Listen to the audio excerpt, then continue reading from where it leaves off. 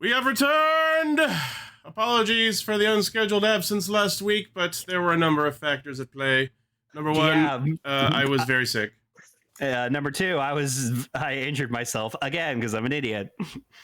So. And I'm back. And Emily's here. 66 day. Yeah, Emily and I are back. We're not the same person. The lore has been debunked repeatedly. You guys are same person. We are not the same person. You're just really good at ventriloquism. All right, if you're the same person, try talking at the same time. Good enough. That's what I thought. I don't know. I tried to do something that was easy to also say. And Allie's here. Allie's here. I am. She's joining us over Discord like all you other people who don't live at my house. That's right. Not for long, honey. Not for long. Yes. Aw. All right, cue that roll call. The fuck's an alley? A place you should not go down at night. That's a good one. Well, now I have to cut it You there. asked. I gave you an answer.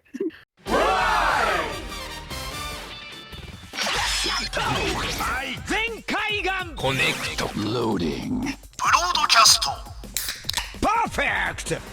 Show running super savant. Level up! Bluecaster, super Ichi. Loudon Online. Greycaster, Robolane. Researcher of the Tokuverse. Yellowcaster, Ultra Guard. A spark of courage, the power of dreams. Orange Caster, Global Soft Perka. Combining comedy and critique.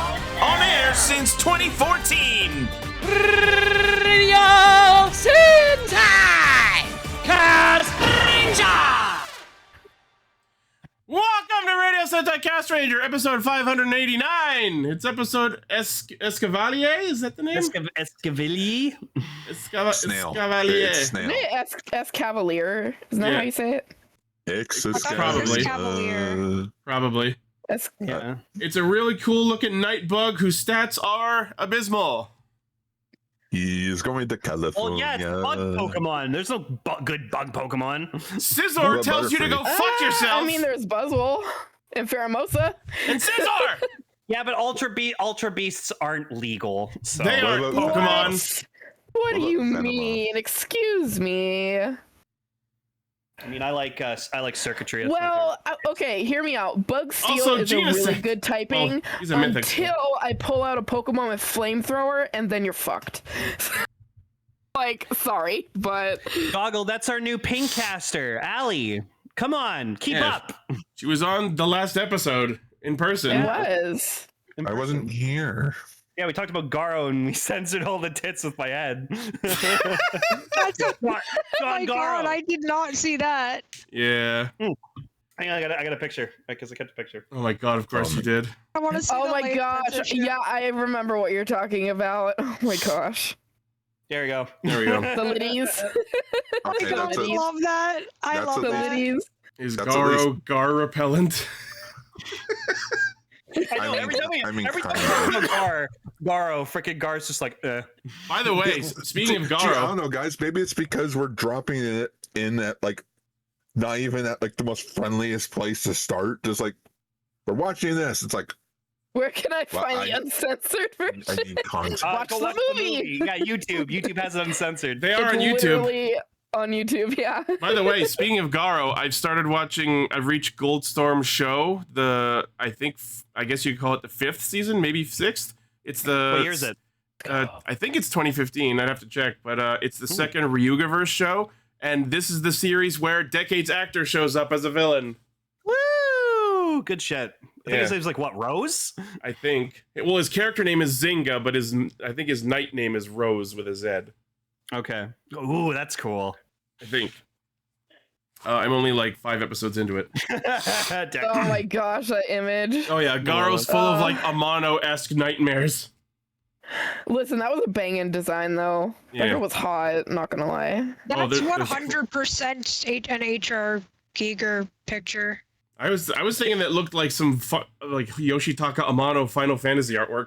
I just can't believe it took us the whole movie to realize that was Time Fire as like one of the villains. I was like, oh, Oh fuck. yeah, that's right. Yeah. I watch Time Ranger. It's a good Sentai. Not on Tubi anymore, apparently. Yeah, and And it mostly just makes me think of the cover of Dark Seed. I'm still just a little bit sick. I'm on the tail end of that, so there's going to be a little bit of coughing. Yeah, for me too. So, Anyways, my apologies in advance. Yeah, but yes, Ali is joining us here as Pinkcaster once again. Hopefully, since she and I watch the shows every week, hopefully she will be appearing more and more. But that is up to her. 100%. Oh yeah, we have date nights every Sunday and watch them. So Yeah, we're always welcome to have more of a female presence on the show.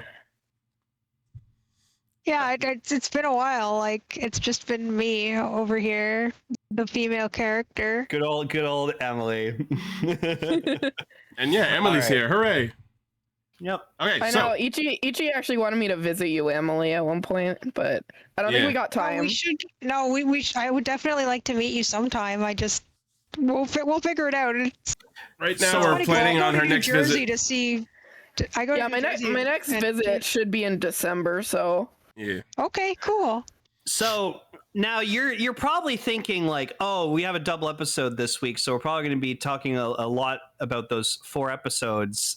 But no, we have a fuck ton of news, so we're gonna be on news a lot longer. Yeah, because we took last week off. There's not only 2 weeks of news to catch up on, but some really big ones. Especially a new show.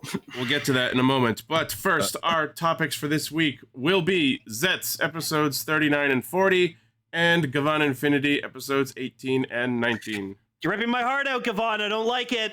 Yeah. Well, go watch the original. Oh really yeah, that's right. You know what's funny, Lane, is when Ichi and I watched the most recent episode, I was like, I wonder what Lane's thinking right now. Oh, my heart's ripped in two. We'll get to that. I'm not happy. We'll get to that. We'll get to that.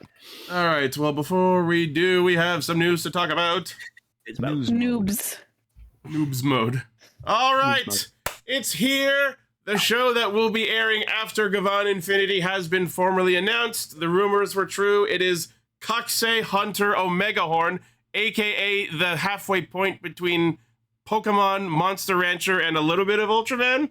Or just Kaiju And they all Toku in have general? Monster Hunter character designs. Are you saying Ultraman because it has kaijus in it? Yes. See, everyone, Ichi is the ultra racist, and he's joining us for the 50th anniversary stream. Sentai also had giant monsters, Ichi. But they weren't the focus. Were they? Were they not? They're still enemies. Anyways, so yes, Toei has officially announced the second entry of Project RED, Kakusei Hunter Omegahorn. Project It Red. looks freaking amazing. Oh my god, yeah, Omegahorn 30 years when he shows up. How do you do, fellow kids? Yeah. So in this upcoming series, an unusual buddy duo of a human and a horned beast takes on the Hunter battle in an action-packed adventure. So we have the first teaser trailer of the series labeled Awaken, which is the translation of Kakusei. We see the titular red hero, Captain Omegahorn, and his partner, Beast and Kaku, I think was the name. Itakuman? Sure. No, there is Nikaku, though. We'll get to the monsters in a bit, but we're just going to read this summary first. So, in the world of Omegahorn, gigantic creatures called horned beasts ruled the earth in ancient times, but at some point they were sealed away. Wait a minute. Those icons on there are just straight up in the same style as the Monster Hunter icons. They know what they're doing. This is Monster Hunter. This is 100% on purpose. This is so Monster Hunter coded, Okay, it's I'm sorry undeniable. for interrupting, but I didn't even notice that till now. At some point, they were sealed away in items called Igor gears, which are the Emor gears from Gavan Infinity, the same shape and model, but this is this show's version of them. So instead of Emor gears, they're Igor gears. Igor gears. And disappeared from the face of the earth. In modern times, humans have emerged who uses a megaphone-shaped item called Kakuseiki to draw out the power of the horned beast sealed in the Igor gear, and have come to be known as hunters. Okay, guys, that's not even subtle. No, it's not at all. I guess you could say they're for this. Beastmasters. Yeah. It's so funny. FF14's about to have their Beastmaster class in the Sorry, next Final couple. Fantasy 14 reference, had to throw it in there. It's Yeah, literally yeah. Pokemon and Monster Hunter. Yeah, this guy is dressed like a Pokemon trainer. We're looking at the image of the main character and his suit, if we can call it that. Yeah, which I gotta say, his suit looks like it's like if a Pokemon trainer and Red Buster had a baby. Kinda. I actually really like the outfit. I'm not gonna lie. Yeah, no, I gotta say his transform design is pretty cool. I especially like the backwards baseball hat. Yeah, I think love that's that. a really cool design. In his civilian form, he's got the hat on normally, and then when he henshins, the hat is backwards, like how Ash does when he turns his hat backwards. So you know the main character's first thing he does. the weapons are sick. He's gonna spin that hat backwards. He's gonna do that. So we have, so this could be our second instance of like the Kamen Rider Skull thing, where they take the hat off and then put it back on after transforming. Maybe. I kind of hope he just like spins the hat backwards and then he like transforms. So. All right. I can't get over that those icons are just straight up Monster Hunter. I know, that's hilarious, and I love it. That's The so same freaking style cool. exactly. As a huge Monster Hunter fan, it makes me so happy. Oh, you're a huge Monster Hunter fan? Cool. I love didn't know Monster that. Hunter so much. So I don't know if this translation of the main character's name is accurate, but the article here names the main character Shout of Flame, who is well versed in ancient scripts, deciphers, and ancient documents. He goes on explorations and makes a living by selling the artifacts he unearths. One day, Shout discovers a kakuseki and an Igor gear, and again, that's the megaphone and the battery, on an altar of ancient ruin. Confused by this kakuseki Omegahorn, which is different from the standard kakuseki used by modern hunters, he sets the Igor gear in place and a gigantic beast with horns, Enkaku, appears. Seeing the qualities of a king in Shout, now I'm seeing parallels to Digimon Cross Wars, Oh yeah, it's Digimon too. Enkaku orders to call himself Captain Omegahorn and fights alongside him, leading to a battle against a diverse cast of hunters wherever they go. And yes, the main monster, Enkaku, has a human form. Of course. Gotta appeal to everybody. Oh yeah. The series will star Sevenic member Sho Narahara as Shout of Flame, and then Masato Kunigami, who is in Love Sea, The Home for Lovers, will play Enkaku's human form, which is referred to as a demi-human. Okay. Then we have other hunters that are in the show. We have this purple girl whose actress is Nanaha Itose as Giriko the Wave Slasher, a cunning hunter of the same generation as Shout, who is sometimes their ally and sometimes their enemy. Oh. Then we have Shogo Tazuru, who is in Can I Buy Your Love from a Vending Machine? As I mean, if the vending machine's filled with Yu-Gi-Oh cards. I bet that name sounds really cool in Japanese. Yeah. As Ibaru of Despair, a charismatic leader who commands many hunters and fights with the power of a special kakuseki and the horned beast Zeztz Enkaku. I remember seeing that. That's just shiny Enkaku in white. And he's also got like the white version of the megaphone. And yeah, here right under the next thing is Zeztz Enkaku, and he also has a human form played by Eito Konishi, who is in Takara's Treasure. Featuring the catchphrase "Raise your voice," Kakuse Hunter Omegahorn's premiering July 26th as Gavan Infinity ends. Oh my gosh, that monster reminds me of a very specific Monster Hunter one that what was the name? Zinogre. That's the one.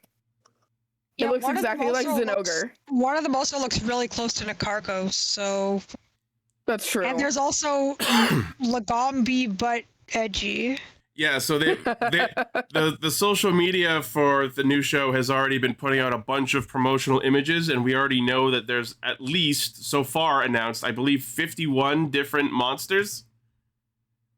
And more to see. So, yeah. Ha. I believe it was Decker, and yes, there's different classes of them, and of course the Enkaku and Zeztz Enkaku are like the legendaries, and then there's like 6 ones that are like the pseudo-legendaries, and then everything else is the other ones. So there's Omega class, Father. S class, and A class. And Decker, I believe, has already compiled a document basically listing all the images and everything we know about all of the monsters so far. Yeah, Decker's kind of hyperfixated on this show already. Mhm. If you want to take a good look at it, there will be a link Honestly, to it so in might the I, description because I below. really like monsters. Yeah, what Gar said, there'll be a link in the description. Decker, just do me a favor and DM me that link just so I don't forget to put it in the description. Now, my hope for the show is, like, and obviously this is just what I want. I'm hoping there's going to be a, like, robot character, and then he has, like, robot versions of the monsters. I think that'd be freaking cool. I just want a blue hero. I want a blue hunter. Because as I always said, in Ultra Ranger, when you mechanize something, It makes it 10 times cooler. it's 10 times cooler. That's right. I'm just more disappointed in Gavan Infinity ending with 23 episodes. Oh, that bothers the fucking shit out of me. You could have at least done Same. 25 episodes. Come on. You Right. could have at least, like, one, Bandai, you're basically stepping on your own footing by having Ultraman come out next week, and then having Bandai and having Toei come out with their own kaiju show 2 weeks later. It's like, you guys could have at least spread this out. It's safe to say, though, we're probably There going needs to be to get... more kaiju, not less. It's safe to say, though, we're probably going to get a new show, like, every 6 months. So... It hasn't even been 6 months, though. Well, I mean, February. Yeah, but, like, March, April, May, June, July. So, like, 5.5 months. Yeah. So what? We're gonna have a new show in January then? Yes. I think we're going to get, like, 2 shows a year. Ew. I mean, hey, they're trying different things. They want to branch out to different audiences, attract new people. I get it. So, 100% get it. I for one think this new approach is refreshing. It's going to allow them to try a lot of different ideas and see what sticks. I feel like they're gonna hit burnout. I mean, And sure, I may be a hypocrite because it's like, Gar, you like Ultraman. Ultraman's only 25 episodes. That is true. However, there's at least a gap, like there's at least a half-year gap between every Ultraman show. yeah. Where this is like, all right, Gavan Infinity just ended. Here's our brand new show. Immediate. It's like, don't even give people time to reflect on the first Project Red thing. Now, I will say that in terms of the show's theme, it's not really my cup of tea because I'm not really into like creatures and monsters and stuff like that. But like, I feel like it's going to be a really neat, fun show to watch. So hopefully there'll be something I can take from it. But like, it's just, I know the theme is just not my thing. I'm kind of in the same boat as you on that. Yeah. So everyone else, I'm looking forward to seeing Decker special. Like I was with ET with King Odra. I'm looking forward to seeing Decker enjoy the fuck out of the show. I'm one of those things where it's like, I don't watch the current shows anymore. I'll wait till they're over. Yeah. So it's like, I guess I'll watch it in like 3 years. All I can hope for... Sorry, go ahead. Just to get my brief thoughts of it. The main kaiju design, pretty cool. I don't like the toy coming out that we'll talk about in a moment. The suit design for like our main character Shout, I feel is too baggy. It's because he made it. It's just Oh, he made We don't know that. I just Apparently don't did. like it. It feels too cheap. Yeah. Hmm. I think it's because like the whole gimmick of the show is more the monsters than anything else. So it's like it's okay if like our main characters like doesn't look like the coolest looking. So Yeah, it's clear that the monsters are the focus here, and that's sort of where my interest starts to wane. But I agree with Blaze. Like the hat probably should be plastic when he's transformed, but I'm okay with it because I think it's his actual hat. And when he's on henshin and he spins it backwards and then he transforms into Captain Omegahorn, and that's why the hat's like the way it is. if it is his actual hat, I'm willing to let that slide. Yeah.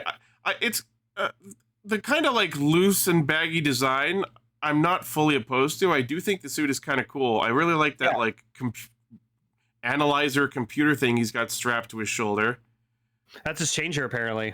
Is that? Oh, so it's not the megaphone? No, the megaphone is just used to like control the monster. Interesting. Okay. Yeah. There you go, Blue Hunter. Let's go. I mean, I love that. That looks Right? cool. If there was a blue hunter in the show, I'd be more excited. The other thing, maybe I'll be... That's a sick blue. I like it. Maybe at least they'll have a stock henshin in this show, because Gavan Infinity did. Right? Oh, yeah, but that's, it's space sheriffs. Of course they're going to have the stock henshins. And we see them again and again and again. That's what I thought about fucking King Oger. It's Sentai. Of course they'll have stock henshins. Yeah, but King Ogre was like trying to be so edgy of like, we're not your regular Sentai. Exactly. That's why you fucking suck. And this ain't your father's Sentai. I'm gonna ignore that last comment, Sentai. but this one is also trying to be edgy. We're not Sentai, we're Monster Hunter. Fuck. We're copying the same thing. We're Basically, that's what Project Red is. Sentai. And like, also, I guess he's a part of Kingdom Hearts. Ichi has infected my brain with portmanteaus. I'm Right. very...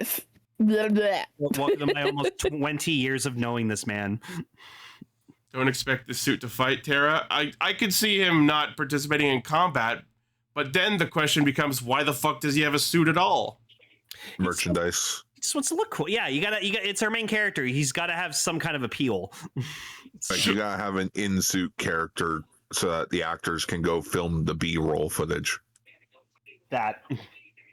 I also just love the like Kingdom Hearts-esque comically large zipper on it. That's why I said I'm like giant zipper. Kingdom Hearts much. The like thigh Zipper. area, the thigh areas of the suit kind of remind me of the shorts on the Zeztz suits as well. Yeah. You know what? I think that's my issue with the suit. It looks It's not like that it's too Zeztz. bad. No, it's not that it's too baggy. There's too much going on, like in the chest, and not enough going on in the legs. I actually like that design space. I like it where the chest is all ornate and decorative and the legs are kind of sleek, because if Toku heroes are jumping and running around, you want their legs to be as unburdened as possible. Yeah, but like say like remove some of the logos that are on his like sweater, maybe downsize the zipper, put the changer like strapped around his like arm instead of awkwardly around his chest there. Too much going on in the helmet. And you know what? The megaphone looks awkward being that cyan aqua color. I do agree that the megaphone being a different color is distracting. Fuck, you know what? Decker just proved it. Yeah, I basically just want Gavan Infinity. Also, removing the logos from the chest piece. Did you learn nothing from Tiger and Bunny? Right? Yeah, don't. That's a different. Like that's a big difference. So. Anyways, yeah, the show probably won't be my vibe, but maybe the characters will be entertaining. Maybe the story will be fascinating. Maybe I assume the monster fights are going to be fun to watch. At least I should fucking hope so. That's the focus of the show. I feel like the production value of the show is going to be pretty big. I'm wondering if it's a case where he actually has to go around and catch them all. It's very possible. Because they're hunters. So are they hunting them to kill them, or are they hunting to capture them? I guess Yes. They want to learn about them.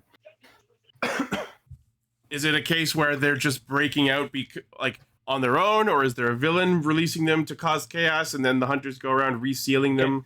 If it's anything like Ultraman X was, where the main character was like, I want humans and kaijus to live together in harmony. Oh god. Yeah. So what we need to do is do what Gotchard did and make a separate planet for all of them to live on. What? No, we just need to do. Make a monster dimension. Just make it card captors. Well, that's what Cosmos did too. Ultraman Cosmos did that. He made a planet where just like all the kaijus just live together. The secret He has a wife of the and kid. horn. He has a wife and kid, and they live on a kaiju planet. Lane, we need to get back to watching Ultraman Cosmos. Yes, yeah, we should just like watch Cosmos. Yes, Just finish it. I'm down for that, and then we can do Cosbros or something. Yeah, we'll just do a big Cosmos retrospective. I'm fucking down for that. Hell yeah. All right, very, very cool. We'll see what happens as more announcements come out over the coming weeks. Next, more Omegahorn. We have the images of the Kakuzu and Kaku and Omegahorn set, aka the megaphone and the main monster. I really like the toys, actually. They look good. Like, they're well painted, they're well sculpted. All right, where's the articulation? It has none. Fuck off. Well, I like to think the legs move at least. The legs. It looks like the legs move. The legs do move. It clearly shows them moving. According to this second image with the green background, the legs do move. Yeah. Okay, so we have DX Kakuzyu Enkaku. So I guess Kakuzyu is like the race name of the monsters. Because Kaku from Awakening and Zyu from Beast. So they're awakening beasts. And then Enkaku is the name of it. Gesundheit. So we have the DX Kakuzyu Enkaku, based on the Horn Beast from the Printing series, 350 millimeters in length. When played together with the DX Omegahorn, you can enjoy summoning and special attack play. You can combine it with the DX Omegahorn and the separately sold DX Megahorn series to enjoy combined weapon play. So yeah, it looks like the Omegahorn actually like attaches onto Enkaku's back to turn into a fucking cannon or something. That's pretty cool. I just kind of like want to that. buy this, get a Kong figure from the Monsterverse toy line, and just slap it on. It's like there now Kong has a battle. There has his you own go, battle Bart. cat. You buy these and then you fucking make them fight your Godzilla figures and shit. Oh, apparently you can attach the Gavarian unit weapons onto this too. Oh yeah, because they're still gonna sell the Gavan Yeah, Infinity there's- stuff right there's- here. Cool. That means Gavan's gonna show up in this. He has to. They're gonna Almost do a certainly. crossover. There's going to be a Almost lot of certainly. crossover between the 100%. designs of these different shows, which means eventually they will all lead to one big crossover special or series or something. That's Decker when he buys like 10 of these. Testing. But yeah, so it looks like, and then we have this fourth image in the first batch showing a couple of the other like pseudo legendary monsters, like the A ranks. I don't know all their names yet. That's going to take me a while. We have this blue dog and this purple and black shark, and it looks like they also can combine with Enkaku. And It's okay, HG, because they all have a word and then Kaku at the end of their name. yeah, this also has Digimon parallels because instead of blank Mon, it's blank Kaku. So like I get it because it's S just rank, easier sorry. for like Japanese children to just like remember their names. So I get it. I love I'm not mad. I love how these images of like the monsters combining almost looks like they're attempting to form a Megazord. I mean, maybe they will eventually. Maybe. I think That'll be it's possible. I mean, if they make a mechanized version of I it. don't know how that. Yeah, I don't know how it would work if they weren't I like it. mechanized. I like the red one puts like the blue one on as like little like footstools or like shoes. It's, Yeah, like, random, like, what the fuck is the actual purpose of this combination? I have no idea. he's touching their Step on butt. me.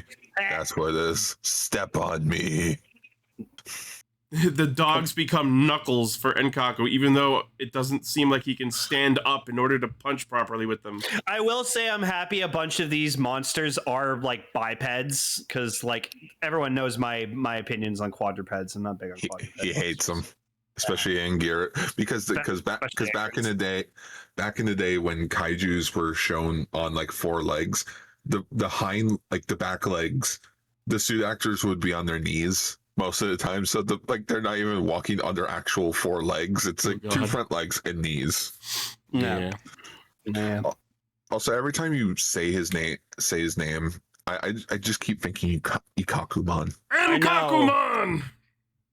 Hyper torpedo. What was the one from? What was the one that we liked from Zed? That was like the snow one, and he had like a biped and a quadruped form. Fuck, what's his name? Frigimon. No, it was in Rube. Stop running from Frigimon! I don't remember. Oh no, I think you're thinking of the one from Blazar, the one that was like the mountain. No. It was like a snow one, and like it looked like a. Anyways, it's okay. Cubasa? ¿Qué pasa? By the way, so in this image, Horrorboros, that was it. In this image, we're seeing some of the Ouroboros. Igor gears for the first time, at least on my screen. So they are similarly shaped to the Emor gears, but they've got these different faceplates up top that make them look like monsters screaming, and they've got these little slots for eyes on the upper part of them as well, which I think is a very interesting distinction. Yeah, there we go. Decker put another image in there. Also, yeah, Blaze is happy because these Igor gears don't have butts. Oh, that's funny. Yeah. Now they have dicks. Anyways, yeah. So So here's Horoboro. So like first time we see him, I'm like, oh, he's a quadruped. I hate him. And then literally they're like in the battle, he like stands up on his 2 feet, and I was like, all right, now he's awesome. Well, to be fair, Lane, High stance mode. That was in Ultraman Zeztz when he became possessed with a Galactron. Yeah. Oh no, that's right. Fuck, I love Galactron. Okay, so the figure of just the DX Enkaku is 4730 yen. Then we have the Horned Beast Megaphone DX Omegahorn, the main item of the series. When you set the Igor gear, and it includes the Enkaku Igor gear, into the Omegahorn and speak, the sensor reacts. So you actually do shout into it, even in the toy version. Very cool. And then, of course, it combines with Enkaku, and then the Omegahorn by itself is 4730 yen. Or you can purchase the Enkaku and Omegahorn set for 8580 yen. Everything is releasing July 25th. Then we also have the DX Enkaku and Omegahorn and Igor gear set for 11,330 yen. So that comes with not only everything above, but also a few other Igor gears. In addition to Enkaku, there's also Sakaku, Dokukaku, Renkaku, Nekkaku, and Zeztz Sokaku. Oh, those names are going to get annoying to say. Those were definitely a bunch of names. That's why I feel like we need to, it's our duty to like give them like names. Oh, you mean how like we gave Grigio Bone the name Gregory? Yeah, just call him Gregory. It was easy. I'm going to temporarily I'm calling him Soup. I'm going to temporarily become 12 years old mentally and mention that you could just refer to them by changing Kaku to Cock. No. No, I don't know. I'm thinking like Ben Logic. Like, what do you call that one? I don't call them by their names. Absolute Zero? That's boring. How about Artiguana? Cool. Yeah, this is my version of Soup. Fuck it, I'm calling them Encock. Encock. What a cock. Kyle. Nice Encock. Oh. Yeah, I'm sorry. Why does the red one remind me a lot of Growlmon? The main one? Yeah. I mean, if Growlmon was down on all fours, maybe. I think it's just because it has the brace around the... Like, it has, like, the black... It's deep red and black, so it's got the same, like, color profile. Also, Digimon Season 3 coming out on Blu-ray from Discotech. Woo! Now if this was the main topic of the show, I'd be like, this episode should be called All According to Kaku. All according to Cake. Is it kaiju or cake? That would be so funny in Monster Hunter, but is it cake? They go up and like they cut the monster and it's just cake inside. No. Someone does like a game show where you have to identify if it's something from Omegahorn or something from a different kaiju series, and the name of the game show is It Kaku? I wonder if this show was in development when Kaiju number 8 was like at its peak. No idea. I don't know. It seems like the biggest inspiration is definitely Monster Hunter, though. All right. Anyways, so that's about it in terms of Omegahorn news. Actually, no. Sorry, we have one more story about some of the other figures. So Bandai Japan also posted images of the DX Megahorn Kakuzu series of figures. So it's stuff aside from the main monster. Okay, so the blue dog thing is DX Mega Brave Horn Go Kaku. He's got headphones on. Yeah, I think that's what becomes like the Knuckles when it's combined with the other one. Well, headphones. Yeah. A dog-like horned beast with movable front and hind legs. The two can combine to form a single dog-like horned beast. Oh, that's interesting. So it's two dogs that combine into a bigger dog? Seems to be, yeah. Oh, yeah. I see. That's funny. Oh, I like that they have two different faces. Oh my god, the separated forms are kind of monsters. They're like little gremlins that they don't have, like, in their separated forms, they each only have legs and no arms. That says it best. It's some kind of dog. Yeah. Instead of cat dog, it's dog. Yeah. Alone in the world, little dog. Dog. Oh my god, that's terrifying. And then it combines with Enkaku and Omegahorn to strengthen Enkaku's fists. And then it obviously comes with the Gokaku Igor gear. Okay, how can it empower his fist when he's a bipedal creature? Quadrupedal, but yes. Quadruped, I meant, yeah. We saw the image in the previous article. It was just, he's just like standing a little higher up with them attached to his front feet. And their faces are buried into the ground. That's probably someone's kink. Oh, yeah. This is Japan we're talking about. Of course, it's someone's kink. Yeah, like, there's the image in the chat. It doesn't look the greatest. But then again, this is also the same toy company where they thought, hey, you know what we should do with the dinosaur-themed Kamen Rider? Let's have one of them have their face right up the other one's ass. I also don't like that in the T-Rex. combined form, Enkaku's front feet are, like, twisted around 180 degrees. I broke my own legs, so I need someone else's. Correct. So the Gokaku set is 3850 yen, also releasing July 25th. Then we have the purple shark-looking motherfucker, Mega Slash Horn Zankaku. When you pull its tail, its fins and mouth move in conjunction. That's cool. So it looks like each one of these DX monster releases are going to have some, like, attack gimmick kind of thing. Oh, yeah, they all... Because, you know, you gotta sell them. Yeah, and then it combines with Enkaku to give the Enkaku the ability to perform blade attacks. So it looks like it just attaches to the side of it. So I guess it just, like, does, like, running by side slash attacks. They should have done the they should have done the Voltron thing where, like, he has it in his mouth. I was thinking it would attach and be, like, attached to the top of him and then point forward so he just, like, run and drill into shit. Yeah, or that too. Oh, fuck. God. Guys, come on. It's right there. Like, this looks like it should be a spinning drill thing. Anyway. No, it's a side blade. Yeah, so obviously this also comes with the Zankaku Igor gear, 4180 yen, July 25th release. And then we have the Mega Crush Horn Saikaku, which is a hammer-shaped brachiosaur. Okay, this one I That's like. what it seems to be. I like it because it's Brachiosaurus. yellow. I love it. Of course you do. By operating the switch on its back, its neck will tilt in conjunction, allowing it to perform a hammer attack. So it's a dinosaur version of the drinking bird.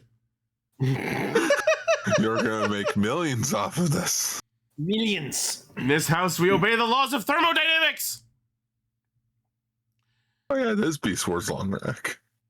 Kinda.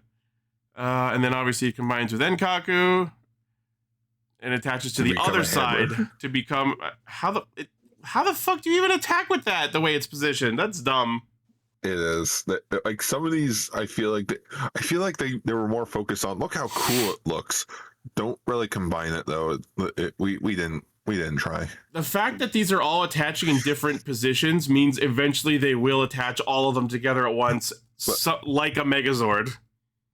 Just remember, everyone, this is the same toy company that went... Oh, wait. Thing was on Discord. This is the same toy company where we went, yes, let's have the other rider's face up the other rider's ass. Why do you have to remind me of that monstrosity? No, I love it. Revice is only failing. They all said yes to this. A lot of people signed off on that. We want our names on this. 4180 on August 29th release. And then we have the green one, Mega Wing Horn Hikaku, a flying horn beast. When you press the tail, it causes the wings to flap. This is another combiner. It's two separate little dragon creatures that combine into a two-headed dragon. Cool.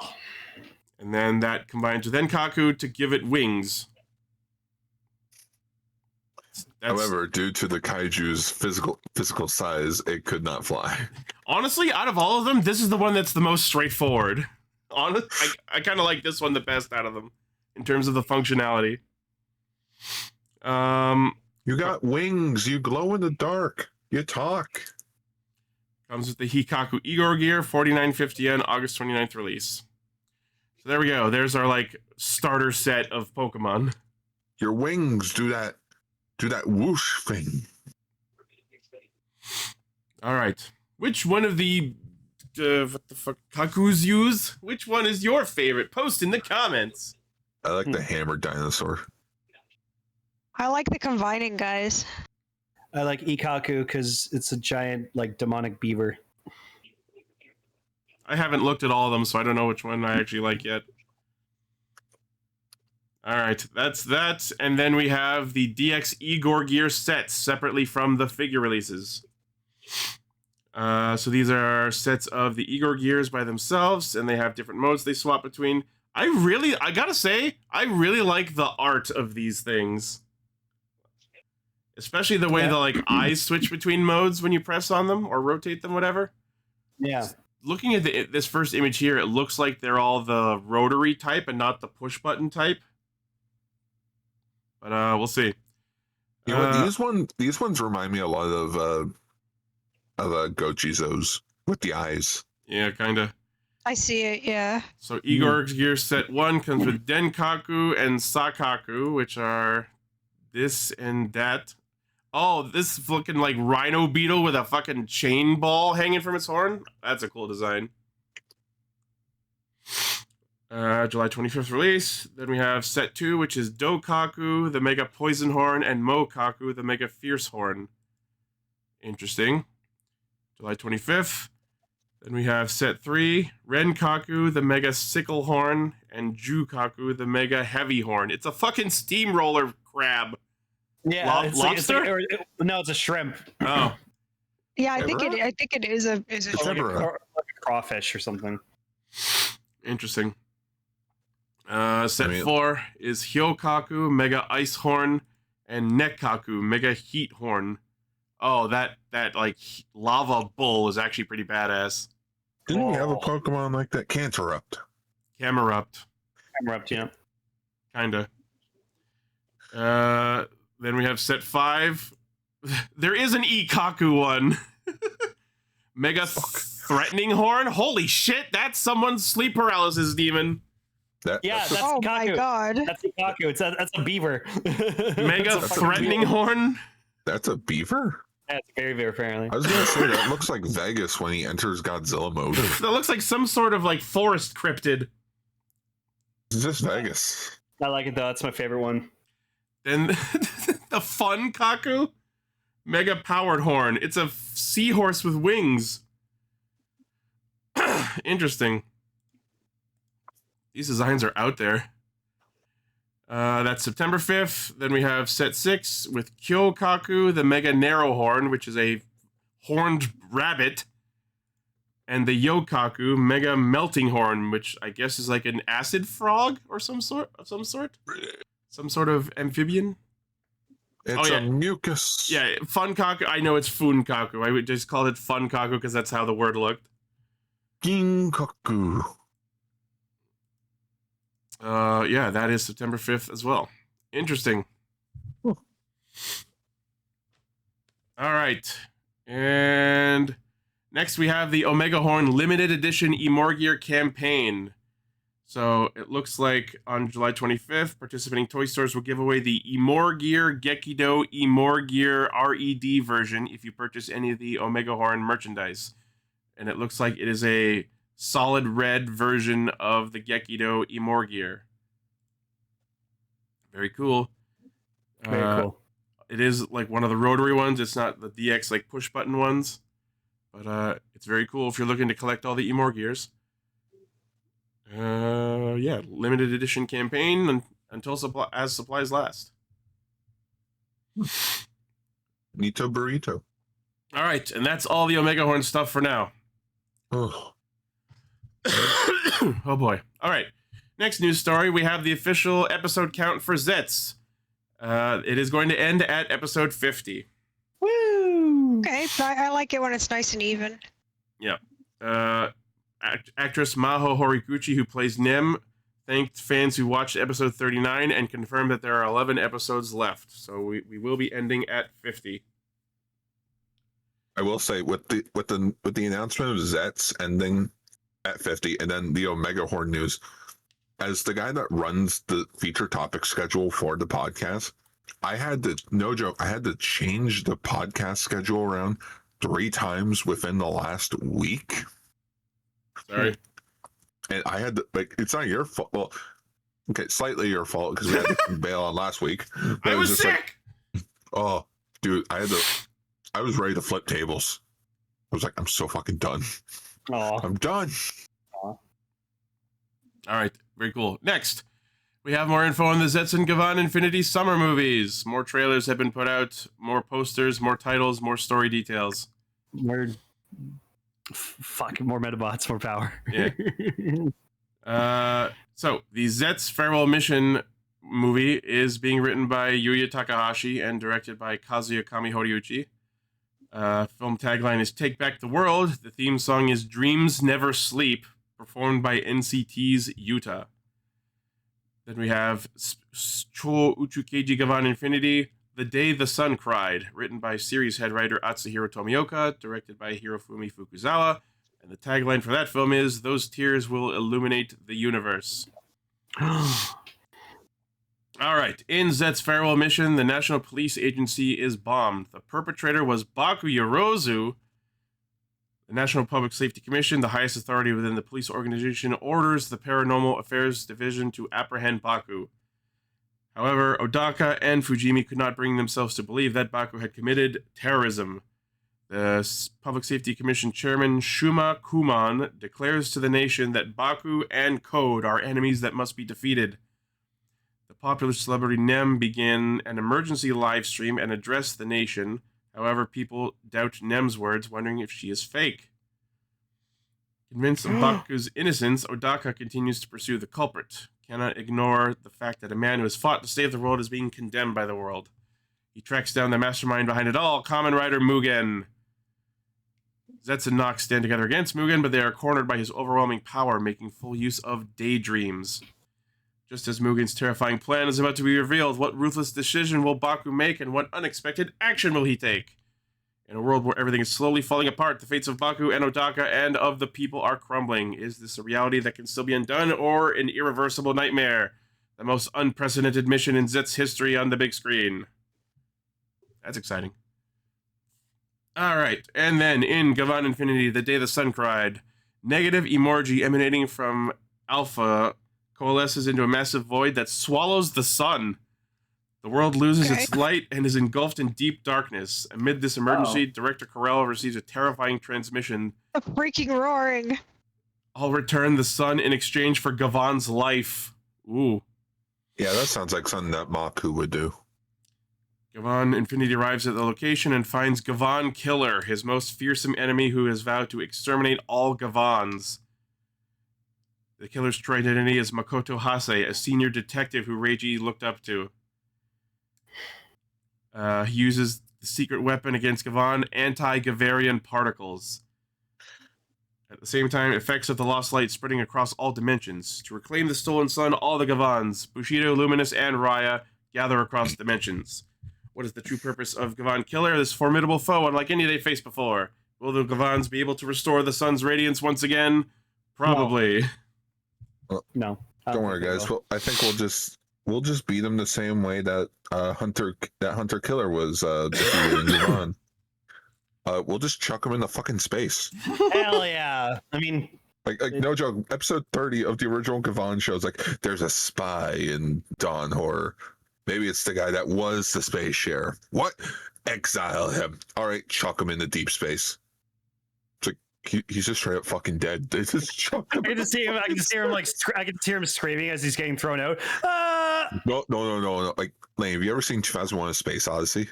Mm-hmm. You remember how like eerie it is when they're just floating around in space? Yeah, well, I mean, because space is quiet. That's what that like scene goes for. Yeah, it's just emptiness. No, but I'm just to say, like when he's inside, like before he gets thrown out into space, he's screaming, and then once he's in space, he's So anyway, both films are releasing July 24th with plans for overseas release. So well, we won't see it forever. So let it sink in. Gavan Infinity ends with the movie 2 days before Omegahorn's debut. Maybe, you know what would be fucking hilarious, but they would never do? What if they end Gavan Infinity with, and then the sun stayed blowed up and the universe has just ended, and then we just cut to Omegahorn? Shit. No, we end it like Quantum Leap. Just Gavan Infinity never returned home. Watch God. that show. All right, very cool.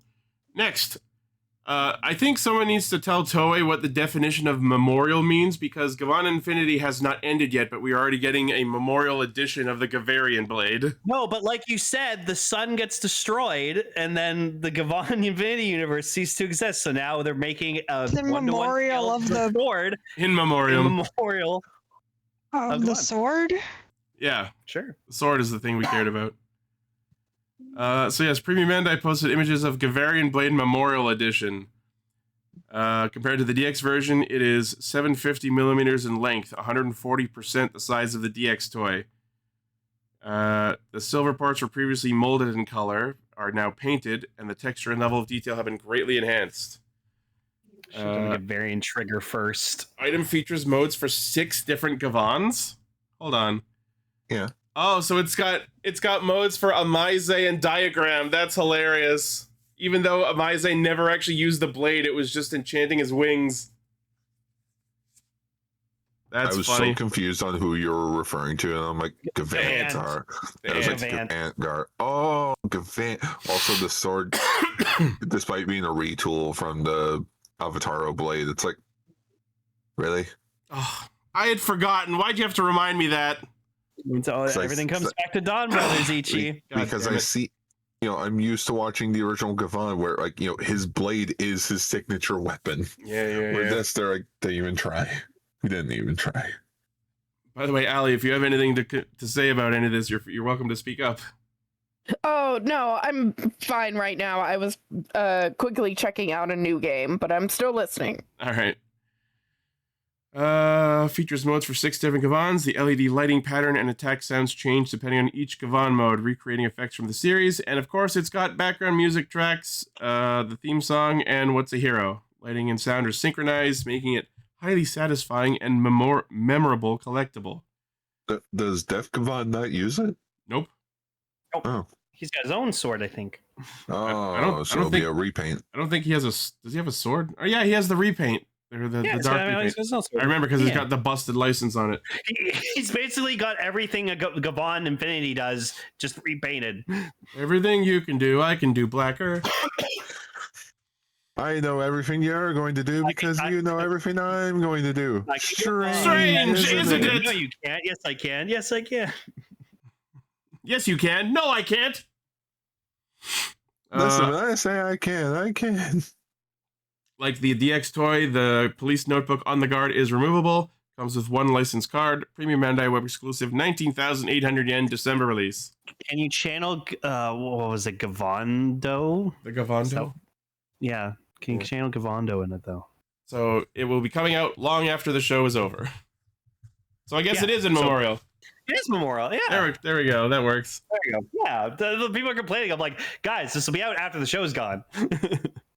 Be out just in time for the last Blu-ray set. Can we get a Gavarian trigger, like 1-to-1 scale with good size trigger, please? No, we need to see how good the Tega sword went. All right. Next, complete selection modification Henshin Belt Typhoon Kamen Rider Ichigo Edition. Ooh, I like so this is like the first version of the belt? Yeah, the white belt. That he originally had in the first 13 episodes. I was going to say, why is this specifically the Masked Rider 1 edition as opposed to just being the Henshin Belt Typhoon? Because, when, we'll get into it more next week. Okay. But this is because remember, the first bit of the show, he looked like this, and I guess that's what his belt also looked like the first few episodes. Yep. Released as part of Kamen Rider's 55th anniversary celebrations, this Henshin Belt Typhoon is based on the one worn by Kamen Rider in the first 13 episodes of the series. Yeah, I really like this design a lot. Features the tagline, "The origin of history, the transformation belt of the beginning." We don't have any details about price or release date, but they will be putting that info out later. Rider! It's complete selection modification, so it's going to be 3 digits. 3 digits. Ouch. Tojima would have definitely bought this. 100%. I mean, yeah, we saw his collection. Yeah. I finished Tojima, by the way. That was great. Ooh. All right. Next. Sochaku Henshin Kamen Rider Kuga Mighty Form Revival. So Sochaku Henshin's coming back apparently. The new Kuga figure. Now you can do cast off, change, Kuga. A precursor to the SH Figure Arts line, the legendary Sochak Henshin item, released in 2000 during the broadcast of Kuga, making a comeback after more than 25 years. What do you think the S and H in SH Figure Arts stood for? Oh! Don't you have the Deno ones, Scar? Yes, I actually have all 4 Deno ones.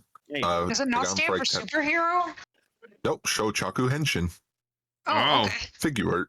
Fascinating. So these were the figures that came out, and then around like Deno Kiva time, that's when figure art started to kick off, and that's when we didn't really get Shochaku Henshin figures anymore. For like, there was none for Decade. We had gimmick figures and we had figure arts. That's why the Decade figure art was the most popular one, because it was sort of like that's when we started doing figure arts. But I guess now that's been like 20 years, people want that nostalgia. They want that die cast, limit, like platinum paint job. Yeah, I can tell the quality's not quite at SH Figure Arts level looking at the way the knees are. Yeah. Well, yeah, this is just supposed to be kind of like a, hey, remember this line? Like, it's like when like other toy companies, they relate, like, especially like Ninja Turtles, they're like big on. Oh my god, the helmet came off of them. Old figures. You know what, Ichi, you remember the Automorphin or the flip change figures or the flip heads for Power Rangers? This is it for Kamen Rider. Yeah, I see that. It's so tiny. I see the image with the helmet in his hand. That's crazy. That's awesome. Wow. Oh my god. Wow. You can even he's slightly doing a thumbs up with his hand. The best So, he can. 125 millimeters tall. By attaching the armor to the base figure, you can transform a plain figure into Kuga Mighty Form. So that means if they release more of these, you can just like mix and match all the pieces and just make your own like oh my god. Yes. batshit rider. So like if they did like a Shochaku Henshin Kuga set. Random BS go. Well, it's not random BS. It's more of like it's the cheaper alternative. Like here's your base Kuga figure, and yes, just like Decker posted, there's a set with all the other forms. Like you can do whichever form you choose. No growing bullshit. There probably was. The random one. BS go was not calling the figures that, but calling the idea of mix and matching all of them together that. No growing, that's bullshit. All right, 125 millimeters tall. Blah blah blah blah. Ooh, that's pricey. The armor is made of die-cast metal, clear material for compound eyes and belt. The waist rotates and moves forward, back, left, right, and articulation has been added to thighs and ankles. There's a growing one. Comes with a display stand and back panel reminiscent of the original product. 8,800 yen December release. That's cool. Well, good on them for doing that. Actually, you know what, Lane? Since you said kit bashing form changes. Okay, there's growing. This was the only way to do the bash version of the Kiva from Hyper Battle. Oh yeah, so you can only do Kiva Basha, yeah, because it didn't exist technically. That wasn't from the Hyper Battle. The one from Hyper Battle was Dogabaki Emperor. Dogabaki was in episode 13. Right. Kuga growing form looks so bad, and I love it. Kill me. Look at the helmet. He's like, help. Oh god. Yeah, there you go, Ichi. There's the penultimate quintessential Basha figure. Oh boy. But here is the big catcher though. Die cast. Oh, that's gonna scrape off.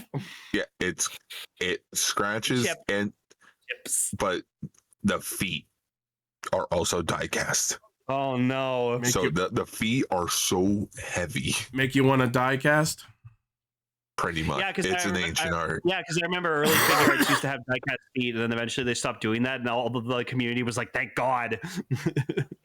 All right. Sorry I'm blasting through this news, but there's a lot, and we have lots else to talk about. Yep. All right. Next, speaking of SH Figure Arts, Shinkocho Seiho Shinken Red. Ooh, that looks fucking good. It's a good suit. Shinken Nuto. 145 millimeters tall, comes with the Shinken Maru, the Rekka Daizanto, hell yeah. The common disc and Shishi disc, 2 kinds of Shoto phone, mobile phone mode, and brush mode. I'm just happy that the belt buckle opens up so that you can put the disc in there. Yeah. Unlike the Kyoryu Red renewal figure art that they did, and the belt buckle doesn't open up like the original did. Oh wow. Comes with Shishi origami in emblem and animal mode, interchangeable buckle, right holder, left holder, interchangeable hands. The figure used the whole body scan data of the suit actor, Hirofumi Fukuzawa, sculpted from the skeletal structure up and faithfully recreates the on-screen appearance. Premium Bandai Web exclusive, 13,200 yen, November release. Yeah, you know what I would do though if I was like big into figure collecting still, I would buy this and then I would just give the Rekka Daizanto to Decade. Of course you would. Yeah, and then find because I know it exists somewhere a toy of the Blade and then give it to. Oh my god! I love that. There was a figure of it. Yep. I love that the Rekka Daizanto is so fucking huge that it needs a display stand of its own just to not fall. That's one of the best like red weapons ever in Sentai. Yeah, it's so fucking cool. It's a giant sword. Pretty good. It's the true definition of I'm gonna beat a motherfucker with another motherfucker. Now that's a Monster Hunter weapon. All right. Next, from Bokenger, we have the Memorial Edition of the Excellular. So I just learned. So you know when they like before they transform, like you hear that song like come on before they start. So I just learned that it's apparently Adventure for Treasure Bokenger Start Up. That's what the song goes. So it's like Adventure for Treasure. So they don't just say Bokenger a bunch of times, is what you said. I also kind of thought that. Everyone thought it was just Bokenger like 3 times. But you listen to the theme, and it is those words. So that's really cool. That's funny. Yeah. It's a cool morpher. Like, it's a fucking sick-ass morpher. Oh, yeah. It's really hard to miss with cell phone-style morphers in Sentai. I remember when we talked about Bokenger, like, last year, I think. Like, yeah, it was last year. Yeah, he was, like, so thoroughly impressed with the show. I need to go back and listen to your guys' thoughts on that movie. Oh, we had nothing but good things to say. It was cool. So released for the show's 20th anniversary. No specific details. Pre-orders and more details will be revealed in July. So just the announcement that it's happening. Can we get the Memorial Edition of like Boken Silver's weapon, like the mine detector? That'd be fucking sick. I didn't like that. Well, he's a treasure hunter, so an awkward and clunky weapon design. It's also used as a bow staff. Yep, bow staff mine detector. All right. Next, from Shokugan Modeling Project, celebrating Gal Ranger's 25th anniversary, we have new power animals. Wait, what? Wait, seriously? Oh, there it is. It's there's a sea turtle one. Fuck yeah! Sorry, I didn't realize this was in the news. I thought we were going to save this for next week. I added it right before we started. Oh, you should have said something, Ichi. I updated the link list. I didn't know you had already opened everything. Yeah, I opened everything. You should. Never mind. Anyways, you can open it. So new SMP releases coming based on concept art from unused power animals. Oh, interesting. Okay. So we have Gao Peacock and Gao Cobra. Peacock combines with Gao King to create Gao King Swordmaster, and Cobra becomes a weapon for Gao King Striker. Cobra looks so weird. Gao Turtle and Gao Toppy? What the fuck is that? It's a walrus. Okay. Both can be used as weapons by Gao King or combined with Gao Hunter to create Gao Hunter Abyss. A yellow walrus? Then we have Gao Why not a yellow walrus? I don't know. Then we have Gao Wallaby and Ko Wallaby. Combining with Gao Muscle creates Gao Muscle Magnum. And then all 5 of these combined. Dude, he gets like fucking shoulder cannons. Holy shit. And then all 5 of these combined to form Gao Guardian. And then they also have teasers for Gao Bat, Gao Manta, and Gao Boar. All right, I'm looking at it all. I haven't looked at these images yet. So this is Gao Guardian. That's pretty cool. Gao Hunter Abyss. Very cool. Gao King 1. That's the turtle. Gao King Guard. Gao Muscle Magnum. That's pretty cool. Yeah. I love the shoulder cannons. Yeah, right? You know me, I love shoulder cannons. Mm.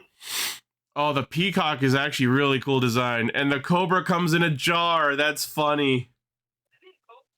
Because Snake Charmer. Yep. Then there's the Gao Kangaroo, or I guess that's Wallaby and Ko-Wallaby. Yeah. they're like, oh yeah, they've got punches. They've got, oh, that's cute. And it has a little pouch for the little one to sit in. And Gao's Swordmaster is very cool. And then there's the teaser for Bat, Boar, and Manta. Manta looks like, or the Boar looks like it has some sort of like support tank behind it. Craziest thing of all, yeah, like Decker said, Bandai is fully committed to doing all 100 power animals. That's awesome. So the first set is tentatively scheduled for release in December. Okay. So fuck any other Super Sentai that's going to get a mini plot. We're just going to focus on Gao Ranger for like the next that concept art for Gao Triple looks very awesome too. All right.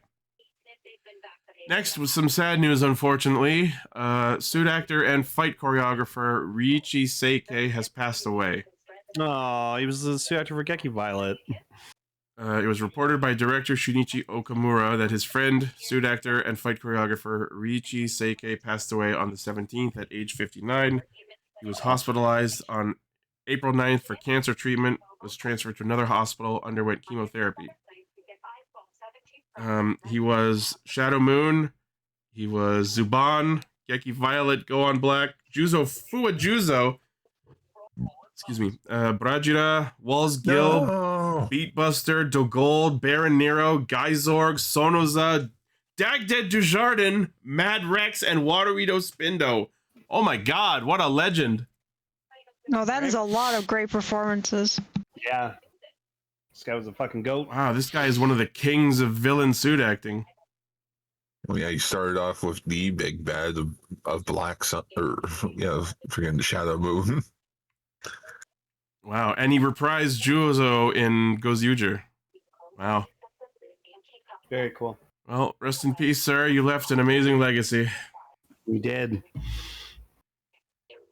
All right, next, Madan Senki Ryukendo is apparently coming to Prime Video worldwide in August. Oh, okay. Interesting. I haven't watched this series, but it's always been kind of on my radar. I think we talked about like the first episode. First 3 episodes back in September 2015. Damn, God, you're fucking Decker says for free, but let's remember it's Prime Video. You got to pay for accessing it. Yeah. So not exactly for free. I wonder if it'll be a nice HD transfer then. Like a new remaster of the show and not just DVD. Hopefully. Part of the show's 20th anniversary celebrations. Details such as countries covered in global release aside from Philippines, as well as the date it will be streaming, are yet to be announced. No other details. So we'll have to wait and see. Yep. Very, very cool. I'm always enjoying more Toku becoming more accessible worldwide.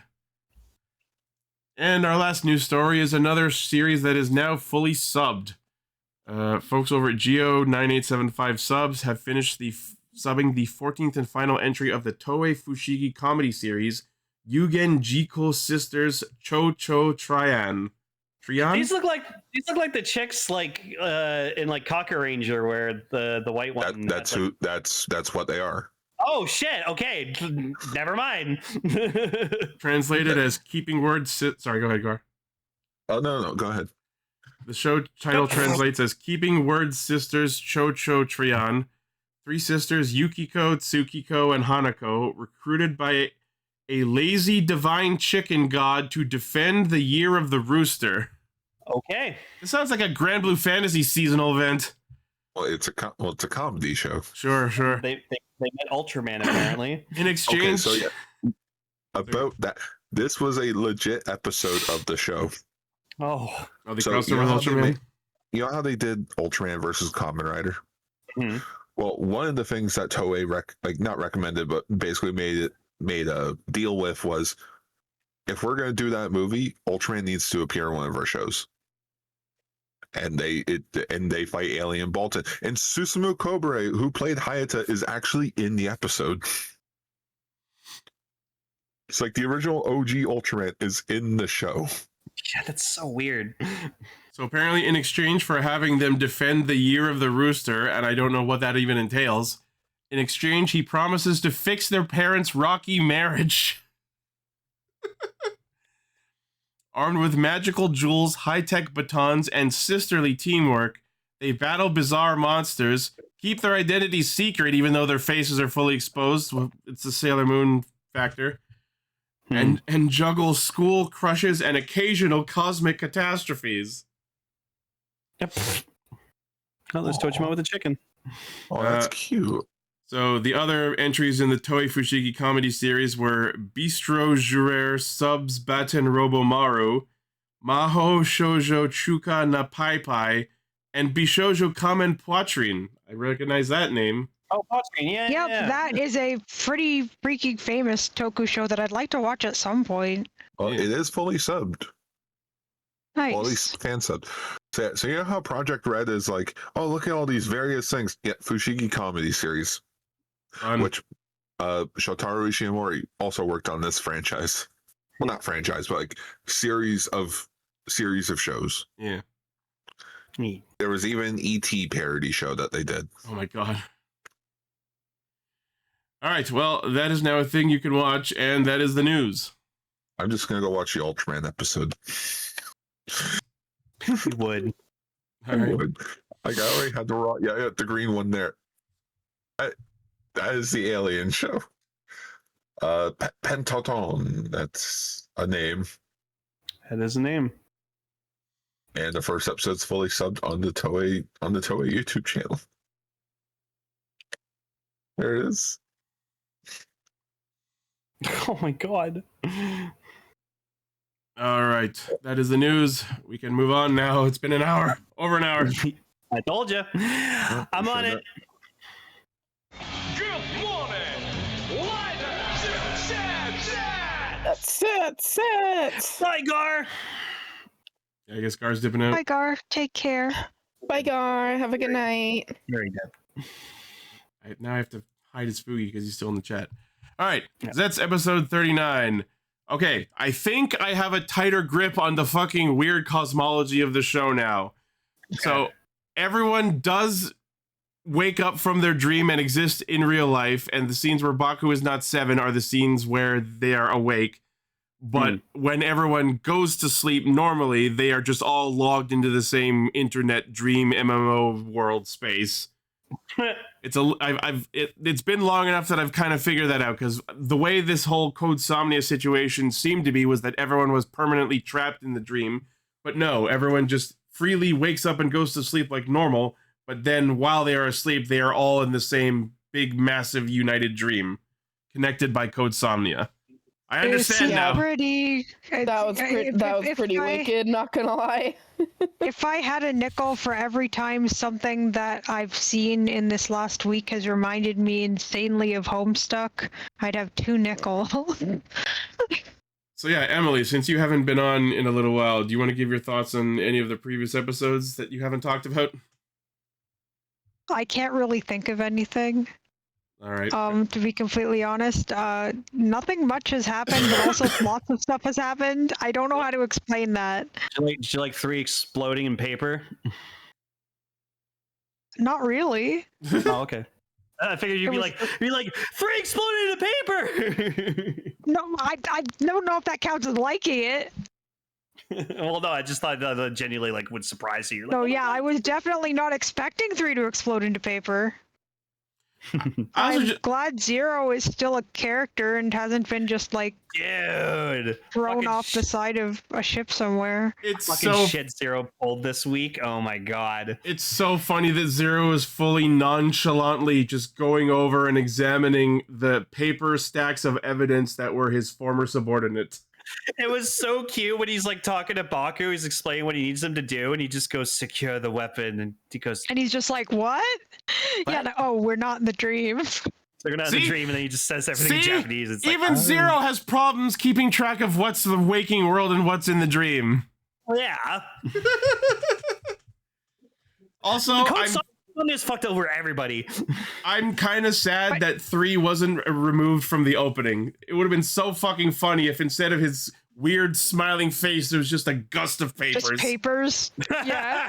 Yeah, you see him about to make the face, and then he just explodes into paper. But no, now we've got Judgment Time happening, and all I could think about was Monokuma's it's punishment time. Yes. I'm sad Baku didn't get to beat 3's ass in, but honestly, the way 3 went out, I'm pretty satisfied with that. He Oh, and when they reinstate the Paranormal Affairs division, Fujimi just straight up gets put in a freaking chokehold on the ground. It was so that scene was so fucking funny because you know that Fujimi was just like waiting outside the door with his ear pressed up to it, waiting to hear the words, "The Paranormal Affairs division is reauthorized," and then he just barrels into the door and immediately gets tossed into a fucking wrestling hold. I gotta say, like in the early days of this show, like especially like it was a premonition, but like Fujimi didn't do much, but like in this like latter half of the show, he's just been cooking. Oh yeah, every episode he's just doing something like sporadic and just out of nowhere, and it's like good for you, man. Yeah. So these 2 episodes, we get introduced to the small-time thief bros, Kinosuke and Ginji. Okay, so these guys were cute because like they're like talking about, they're like, "Oh, Aniki, you're back! Like, yeah, we gotta do stuff. We gotta achieve your dream of stealing a car." And I'm just sitting there like, no, so funny. It's just like 2 old guys like, "Remember when you dreamed of stealing a car?" And then his hand turns into a gun. Yeah, but then like they have like a little book where they like keep track of all their robberies, and it's just like little small things, like they stole like a slice of ham or like a carton of milk or something, and it's just like little small thing. So it's like before we get too far into it, I want to talk about the actor who played Kinosuke a little bit. This is an actor we've seen many times in many other shows. Yeah. Most prominently, the thing I immediately remembered is he's the piano guy from Den-O. He's the guy who was like the guy he played the piano on the Denliner. I don't remember if it was on the Denliner, but he was in at least 1 or 2 episodes, just like playing the piano and not talking. It's been a long time. Holy fuck! I pulled up his article on the Rider Wiki. He was in Agito as the ramen shop uncle. He was in Blade. He was a detective on the anti-Grongi force in Decade in the Kuga episodes. Okay. He was Aoi Katsuragi's father in the Excel movie. Okay. He was someone in a couple episodes of Wizard. He was the guy who had the Kaiden Bugster in Exade. And then, yeah, he was this guy in Zeztz. So, yeah, we've seen him a few times. Okay. Well, I mean, he's a good actor, so. Yep. But yeah, so it's really funny because it's like when like actual robbers and thieves, they like, you know, rob banks and shit like that because they're like in like convenience stores. But then like the big thing is like, oh, let's like do this like depository where like they store like gold and jewels and stuff like that. But like for them, it's just they steal little things, and then like the older brother's biggest dream is, oh, I've always wanted to steal a car. By the way, I forgot to mention the actor's name is Taro Suwa. And yeah, people in the chat are saying they're like the evil Mario brothers because one's red and one's green. Yeah. So it's funny, like, so I'd like to think that he was in like they're making you think that he was in jail for like a long time, but I don't think he was. I think because he's been doing like little petty thefts. I think he was just in jail for probably like honestly like maybe a few months to maybe like a year. So probably. Yeah, but they made it look like he was like, oh, he's been like in jail for like 30 years or some shit, and it's like, no, he just does little petty crimes. So because like they're in the newspaper as old men, so clearly they've been doing this. Yeah, and their one big rule is, how many times do we have to teach you this lesson, old man? Yeah. It was cute later in like I think it was the next episode where he like legit goes to just buy like one rice ball. Yeah, I was surprised he actually paid for it. Yeah, but he fumbled his change, and I'm like, oh, I hate that. That's why I'm so glad like I don't carry change anymore. Just like I just the debit tap system is just such a God-given invention. I was just wondering why he was carrying around cash in the tiny envelope like that instead of a wallet or his pocket. It was probably money he had on him, because like when you get released from jail, you leave jail in the clothes you were arrested in, and then you get all your stuff back that was on you when you were arrested. So yeah, anyways, none of this is super important. I know, but it's just cute. I liked these characters. They were really cute. They were fun, but they were also robbers. and they were proud that they were robbing. So it's hard to be 100% they deserve sympathetic. justice of some type. Yeah. Well, okay, the older brother was trying to actually be like, no, I've been in jail, you know, I'm going straight now, I've learned my lesson. And like the younger brother's like, oh, come on, you always like believed in this, you want to steal a car, that's what you want to do. And then he like gets in his head the whole time. And yeah, the younger brother, the red one, Ginji, I think his name was eventually was fully on board with like, I would like to straight up rob people, hold them at gunpoint, and take their cars. So it's hard to like fully feel bad for this guy. But the point is, this whole arc is about the Punish Nightmare basically becoming free from Punny? Sieg. Yes, Penny 10. His name's Penny Chin. So I'm not sure how it was happening while Punish was still inside of Sieg, but the point is that the Punish Nightmare was going around doing what it wanted to do and punishing criminals. I think it's because the Punish Nightmare is like so powerful. I think he just was able to do anything outside of Sieg, whatever the fuck he wanted, and just like as we see later, like he just gets bored of him. He's like, I don't fucking need you anymore. And I guess we have no choice but to accept that this is Sieg properly revived, even though it seemed like it wasn't him in the last few episodes. Yeah, no, I guess Code Somnia, because it channels a bit of like his power, like he was able to like manifest himself back or something. Yeah, I'm just gonna file this under Code Somnia properly revived Sieg. Yeah. And yeah, that was the sort of vibe I got. Yeah. The last few, ever since Zeztz X Dream defeated Sieg the first time, the couple of episodes after that, we were operating under the idea that this was like a dream cognition reimagining of Sieg using his like remaining ether. Like, you know how Persona 5 in the metaverse, there were like cognition copies of people that weren't actually them?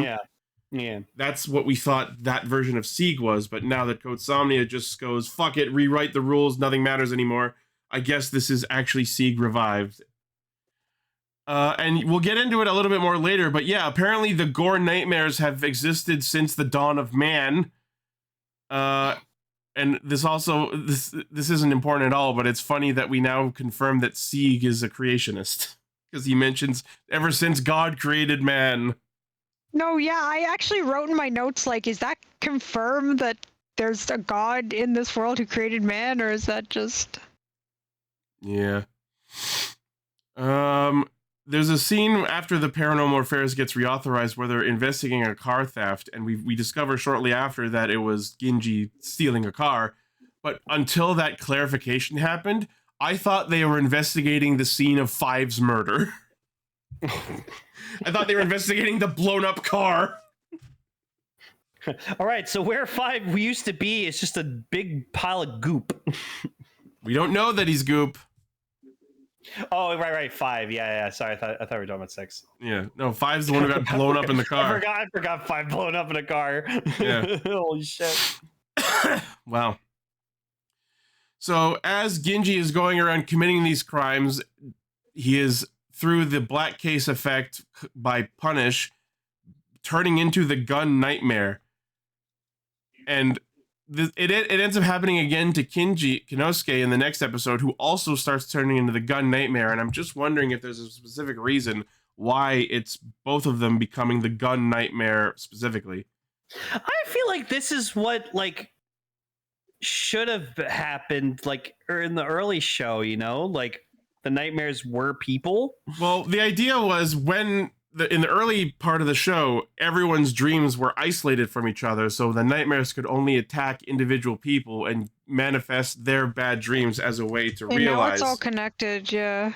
Now that the dream worlds are all connected, the nightmares can just do whatever they want to anybody. Orb's mentioning that the reason it's gun nightmares because they're committing armed robberies. I guess so. Well, we can safely claim that if we see more of what Punish is doing with other people and they start turning into other nightmares because of them committing different crimes. But yeah, no, Ginji still does straight up fucking murder a guy. they send like paramedics over to him, but I'm like, no, I see where that gunshot is. He's dead. That guy's dead. Yeah. So we saw on screen, like we didn't see the murder actually like take place, but like we saw an on screen dead body. He also shoots at the cops, and Fujimi barely dodges and gets grazed in the cheek. And the bullets are fucking huge. Yeah, they're like giant fucking goofy ass bullets, and more about that in a little bit. I fucking love. Yeah, my favorite was the Sieg just being like so depressed after fucking Punish leaves him. He's just like, yeah, nothing now. So the Punish nightmare, or rather, Zeztz in Extreme fully uncouples Punish from Sieg, because after his conversation with Nem, they posit that, oh, maybe Sieg's only really fucked up because he's fused with the nightmare. Clearly, Baku has already forgotten the backstory of Sieg that he unearthed when he was scanning him. He forgot that Sieg was always a fucked up psychopath. Yeah. The Punish nightmare only gave him more power to be more fucked up. But no, Nem is all, you know what, he has some nice parts to him. Anyone can change. Anyone can have a change of heart. And as much as we fully support that, clearly Sieg has no interest in being a good person, even after being uncoupled from Punish, at least not currently. But yes, speaking of Sieg getting uncoupled from Punish, that happens by way of the show remembering that Orderm exists. We get to see Orderm for a third time. Yeah, but he did show up again. But it's kind of funny because like you were waiting for this moment to see him like switch drivers, and like they kind of just like cut to him just already kind of have like Orderm on, and then he just attaches the rest of the capsum to the belt. And I'm like, while Zeztz Extreme is fighting Dawn, he blocks Dawn's sword. And then the camera pans back out, and he's already swapped to the normal Zeztz driver and then slams the dual mare onto it. So we didn't exactly have the same travesty of a belt switching scene that Baron did, but I kind of don't like this just as much. Yeah, but it's a dream, so it likes to think he can just will the other belt on and just be like, whatever. I'm willing to brush this away, as Extreme can just snap his mind and it's just there. He just mentally swaps because Extreme has broken dream rewriting powers. Yeah. But that doesn't change the fact that the show is refusing to acknowledge that he has two separate Zeztz drivers, because in a later scene where he wakes up and goes to the scene of the crime, you only see him carrying the Extreme one. Yeah. So the logic behind the belt switching makes sense, but the spirit of acknowledging that two separate drivers exist is not being honored. Yeah. I hope I explained that well enough. Yeah. So we get this whole spiel where, because Sieg is a shit-stirring little bastard, they accuse him of being the one to steal the Code Somnia capsum, and he goes, yeah. Yes, I did. Totally, it was me. But of course, it was not him. He has nothing to do with it. I think we can conclude that it was Phantom who stole it. Probably. Because so also... the next time we see it, Phantom and one of the baby nightmares have it, and he's just... We'll get to that scene in a little bit, but that's the next time we see the capsum, so presumably Phantom stole it. Oh yeah, and meanwhile at Code, so Zero's trying to he gathers the higher ups of Code, and he just goes, "Okay, guys, we're taking this shit a bit too far. We need to dial it back." That's in the next episode. We haven't talked about everything in 39 yet. That's what happens when we do double episode, because both episodes blend together. This is why I have notes. No, but we never had this problem before. We were allowed to just talk about both episodes. I just want to make sure we don't miss anything. I know. No, that's fine. That's fine. Anyways, we'll talk about it when we get there. So we get a very cool fight scene between Nox and Dawn. I love the scene where he attempts to Spear of Gungnir skewer through Nox, but he shadows his way out of it. I didn't like that both these episodes, Nox just kind of just showed up, and he's just like, "Yeah, I'm here to help." I'm like, "All right, man. Well, don't need you." I think his motivations are pretty. I think his motivations are pretty stated. He knows that Code Somnia is a problem. He wants to stop it because it's causing problems and because it's something Code made, and he hates Code. So I think his motivations for fighting are pretty well stated. Fair. Well, yeah, but Nox is now officially working with Baku, so now he's the secondary rider. Yeah, more on that later. Mm-hmm. But Nox eventually traps Dawn in like a sub-dream illusion of sorts. Like we see him from an external perspective and it's all hazy around him, which is a fun ability for Midnight Shadow to have. And then Zeztz steps into the illusion as Extreme and promptly whoops his ass. Episode 39 ends with Lady confronting Phantom, and we don't see what happens, but in the next episode, Phantom's standing there with the lady's gauntlet, and we don't see the lady anymore, so did Phantom consume the lady? Oh yeah, she om-nom-nommed her. I think that's what happened. I didn't parse it as that at all, so I guess we'll find out.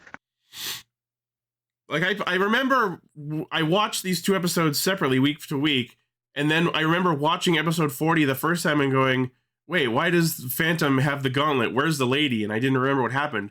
But then right before we recorded today, I rewatched both episodes, and I'm like, okay, so 39 ended with the lady and Phantom confronting each other, and the next scene we see, Phantom is standing there with the gauntlet on, and lady's gone. So what other conclusion could I have drawn? Or maybe the lady fused with Phantom. That's more so what I thought happened, was it was more of a fusion thing. If so, it was not willing on the lady's part. She clearly opposes Phantom. Fair enough. Well, she's been sleep deprived for like 20 years.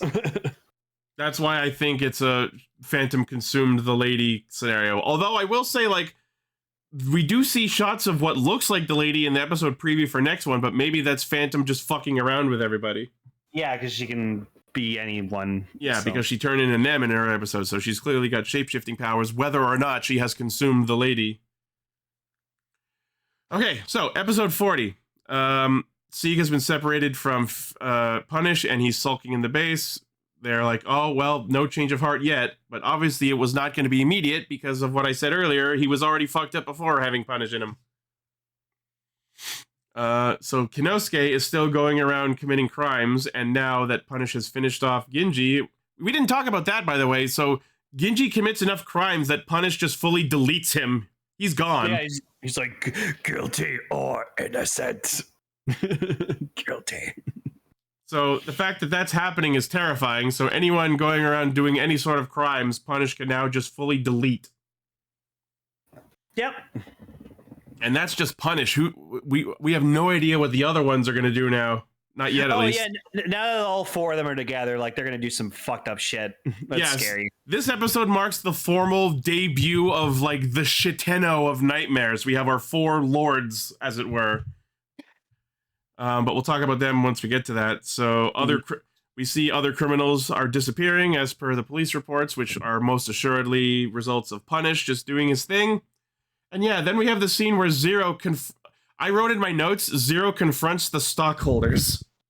Yeah, so, like, basically he's just like, hey guys, like, Code's been doing some really, like, bad shit, and we need to, like, dial it back and, like, stop what we're doing. And everyone's like, yeah, but you're a part of this too. Code Sammy, is your fucking fault. And he's like, yes, and I will do my best to atone for what I've done. And then they all pull guns on him, and he's like, well, you're the guy, go. And then he activates the booster capsule and just, like, fucking knocks them all out. I was like, hell yeah, Zero. He straight up, like, goes flash mode and judo chops them all. Yeah, he judo chops everyone. And I'm Where just the like, fuck was this the whole show?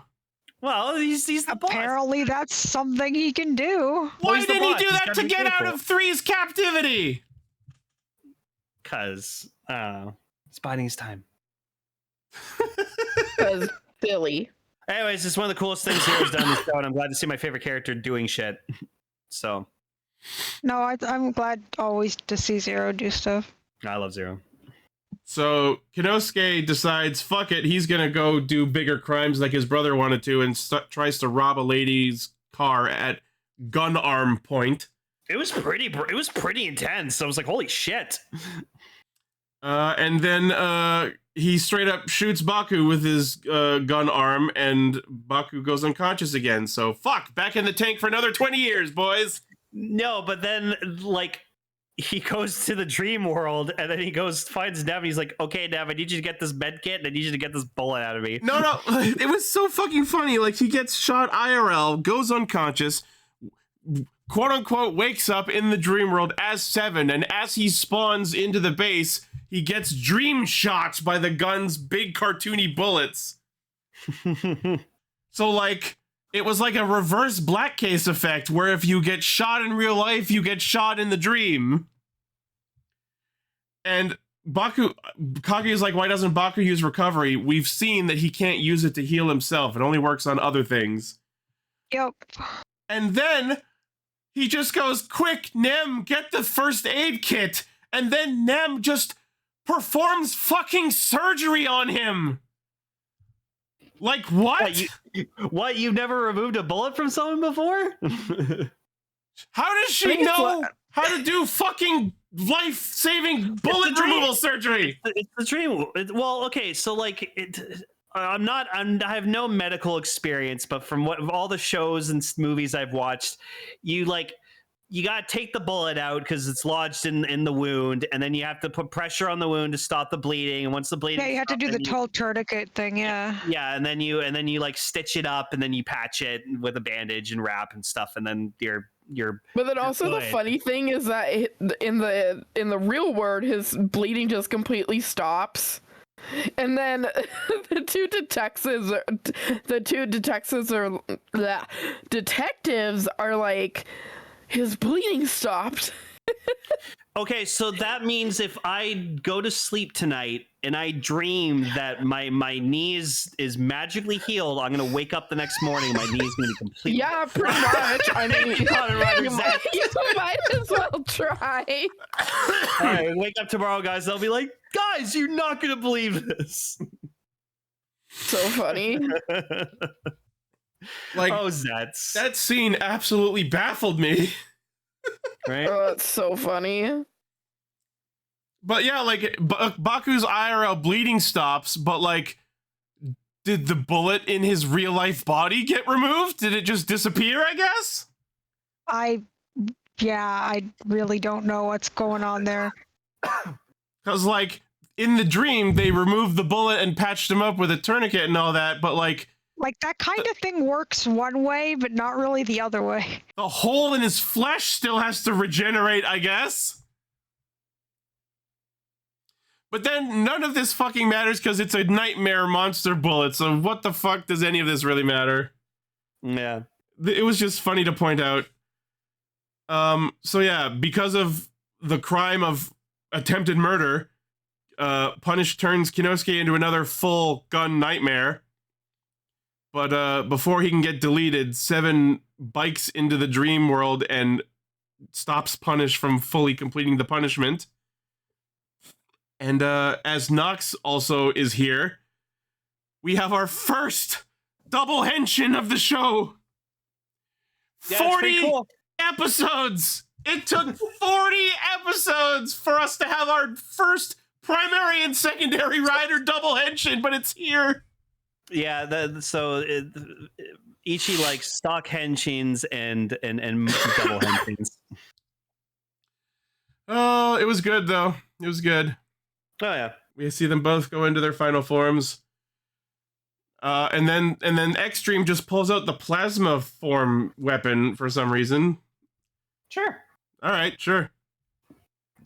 I didn't like the scene where mid-fight, like, they turn Punish around and then his neck, like, snaps one way and then the other. That was a little creepy. Yeah, it gotta be creepy. And then he, like, Punish, like, drags them down through a pool of blood into some, like, sub-arena full of, like, darkness and chains. And I'm going to make a reference that only the Final Fantasy XIV players will understand, but he dragged them into the Anima boss fight from Tower of Babel. Oh my gosh. You know what I mean, right? Why is that so true, though? Right? That's hilarious, and I love it. It was a very cool fight scene, and then it attempts to, like, murder them by closing the Iron Maiden in around them, but of course, with both of their broken-ass dream undoing abilities, they get out of it. Yup. Midnight Shadow holds him in place with a bunch of like shadow tendrils, and then they both hit him with the rider kicks, which was very awesome. I gotta say, Zox's fucking like rider kick is it's really fucking cool. Nox, not Zox. Sorry, I thought I said Nox. I'm tired. Yes, Nox's rider kick is really, really cool. Jerry says it's Anima from FF10. That's who I'm talking about. That creature appears in 14 as a boss fight. It's the same attack where it drags you into the like sub realm under the ground. But yeah, I should have mentioned FF10. That is where it's originally from. Sin. So they kill Punish, quote unquote, and then its ether flies off. But before it can like quote unquote die, if it even is going to, we cut to Phantom and one of the baby nightmares who have the Somnia capsum, and the baby is just spinning it like it's a child's toy over and over, which pulls Punish's ether back over in order to reconstitute it, and then causes the baby to evolve into the final of the 4 gore nightmares, Oblivion. And this looks like it was the attempted design of another Rider Saber. Yeah, he does kind of have like saber colors. So, and also it did so by eating the Somnia capsum, so I guess recovering that is not happening anytime soon. And then like Catastrophe just walks in out of nowhere. You have I don't think we've seen him since Catastrum debuted. So now we have our 4 like final boss nightmares, Catastrophe, Punish, Phantom, and Oblivion. And they have this badass like nightmare throne room world sort of thing where like there's like different moons at different phases and all this really cool nightmaric imagery. It's very, very cool. It's the most Final Fantasy thing I've ever seen out of this show so far, and I'm looking forward to seeing more of what they're going to do. Yeah, it was really cool to see. So, looks like next episode, something about the last days of Code, and also, obviously, the 4 Gores are going to begin their big evil master plan to do whatever the fuck they want to do. The last days of Code, no! I guess you could say they're code breakers. And also, Zeztz is fighting Nox again? What the fuck is happening? We just became buddies! I think that they're going to be fighting and then allying and fighting and allying for like forever. Maybe it's someone pertaining to them. It's a hard Nox life.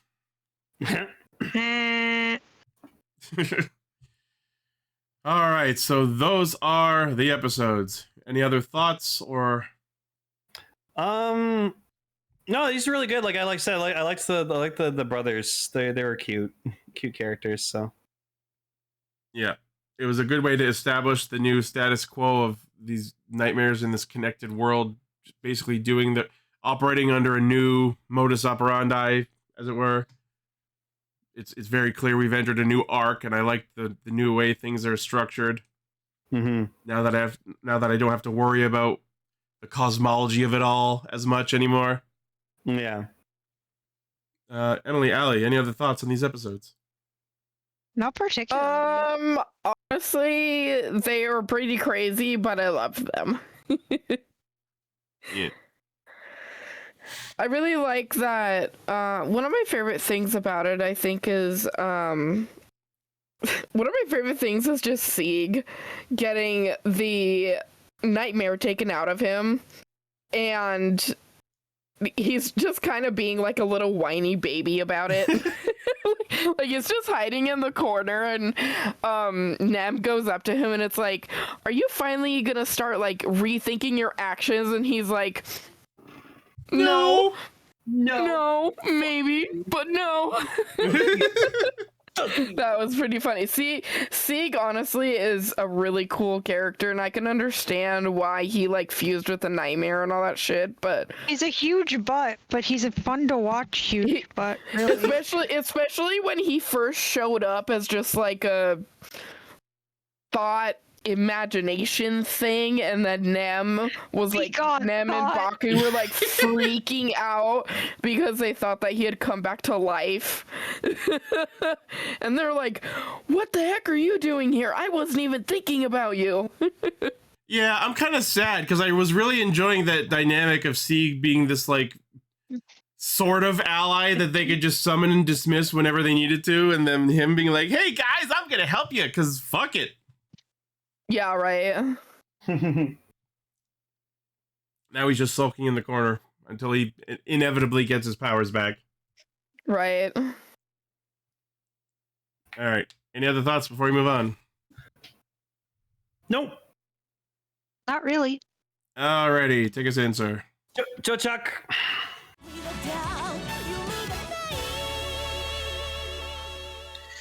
Bushido gets a new cloth thing that has his Gavan name on it at the end.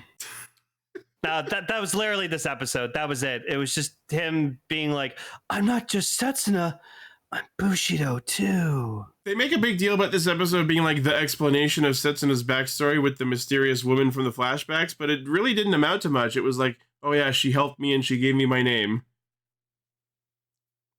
Yeah, and then his boss is just like, here's the same thing you have, but it's got your Gavan name on it. We've got to get to the episode after this where I did not expect Gavan to, as the internet says, reheat Pururun and Merodon's nachos. But we'll get to that in a minute. There is a couple other things. Yeah, we can talk about a couple things in this episode. like seriously, it's almost the exact same plot that they had in You and Idol Precure last year. Aw. So they're doing this to just destroy us all over again. We'll get to that in a bit, but I loved with the brief little scene we had with Wanipat where they're talking about how they each got fooled by different things, and then Carl goes, you know what? It's charming how stupid you are. Basically, You both got fooled, but you're still optimistic. That's admirable. Anyways, I have some important shit to do. So yeah, the whole spiel of this episode is there's a woman going around basically doing some sort of romance scam. The subtitles I watched translated as the flirt and charm wham bam dump jump scam. So they infiltrate.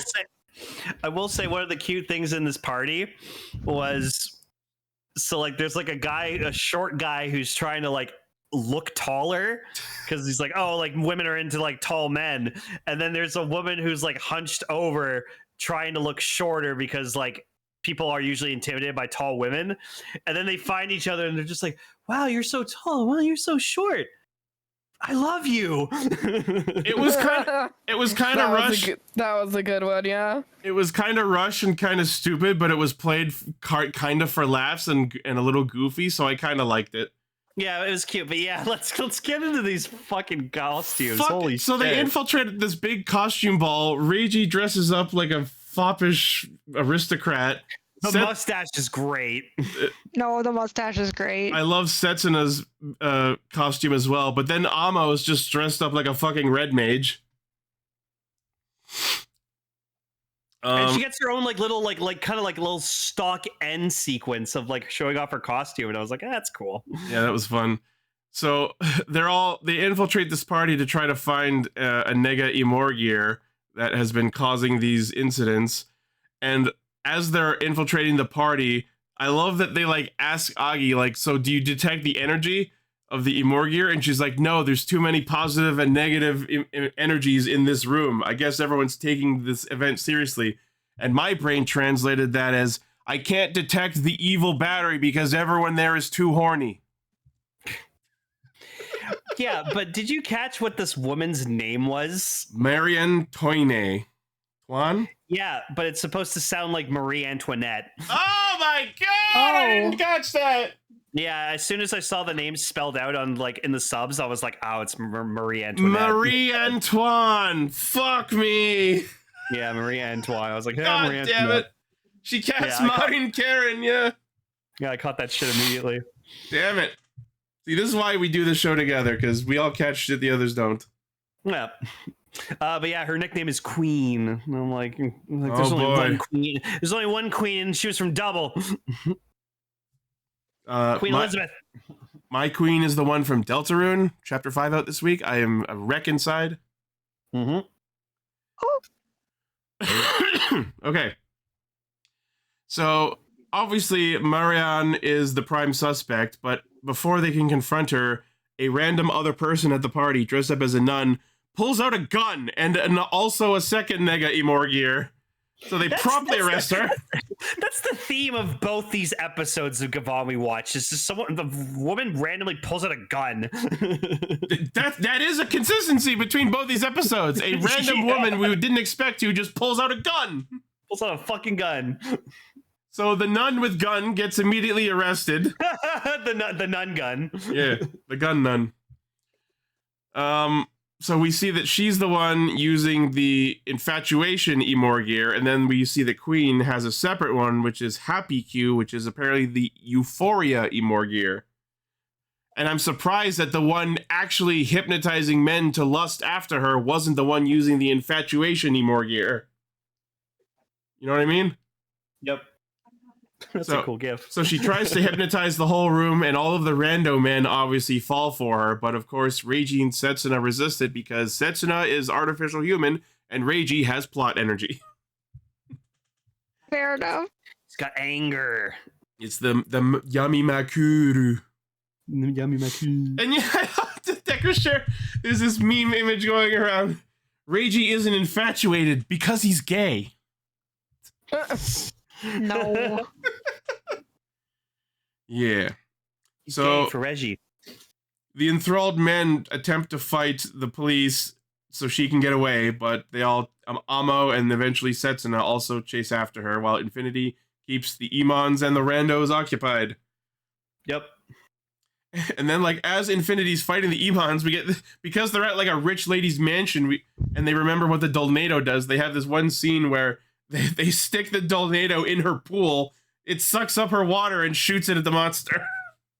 See, but that's going to teach children to think that they can take their toy version and like absorb water into it. Don't do that, kids.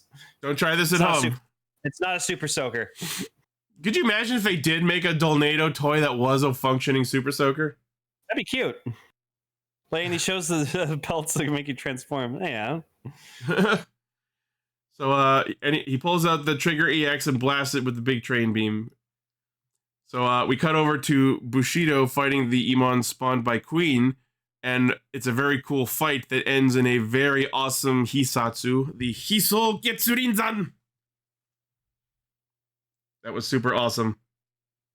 So anyway, yeah, I love Bushido found his like true like purpose in life. My duty is to protect my boss, so I don't get fired. Also, I didn't notice this before this episode for some reason, but I guess it was always the case that the woman from his flashbacks is played by the same actress as Amo. Ancestor ? I honestly, that's probably it, because God knows how old Setsuna actually is. Yeah. He's probably like hundreds of years old. I feel like that probably was the implication all along, and I didn't pick up on that. I did not notice it was the same actress. It's Ultraman or bullshit, where freaking like guy was like hanging out with the like great granddaughter of like his great grandmother that like he used to date back in the 1900s. Yeah. So speaking of there being too much horny energy, after the battle they go back up to the Gavarian, and Agi's dressed like a cop and Dante is dressed like a prisoner. Pretty sexy. I'm here for it. I don't want to know what they were doing before Reiji walked back in. Or maybe I do. I wanted Agi to just go, "That's how you made me, Chief." He's like, no, this is not how I made you. With accurate anatomy. Oh boy. But yeah, anyways, we find out that we don't even know the name of this character, I think, but the ancestor of Amo, we find out she's the one who gave Setsuna his current quote-unquote human name. And then present Amo gives him another one of his like cloths. I don't know what those actually are. Just some sort of. It looked like an apron. I think it was just like an apron or something. I guess an apron, but with the name Bushido on it to go with his one with his actual name. And he's just like holding it. He's like I guess you're supposed to like it's supposed to be implied that like, oh, he's happy, and it's like, okay. Her name was Seoritsu. Okay, I don't think they said that in the episode, but I guess the name of the character is probably on the website somewhere. They're loincloths. Or in the credits. You lied to me. Yeah. Anyways, that was a fun episode, but we have to talk about the more important episode.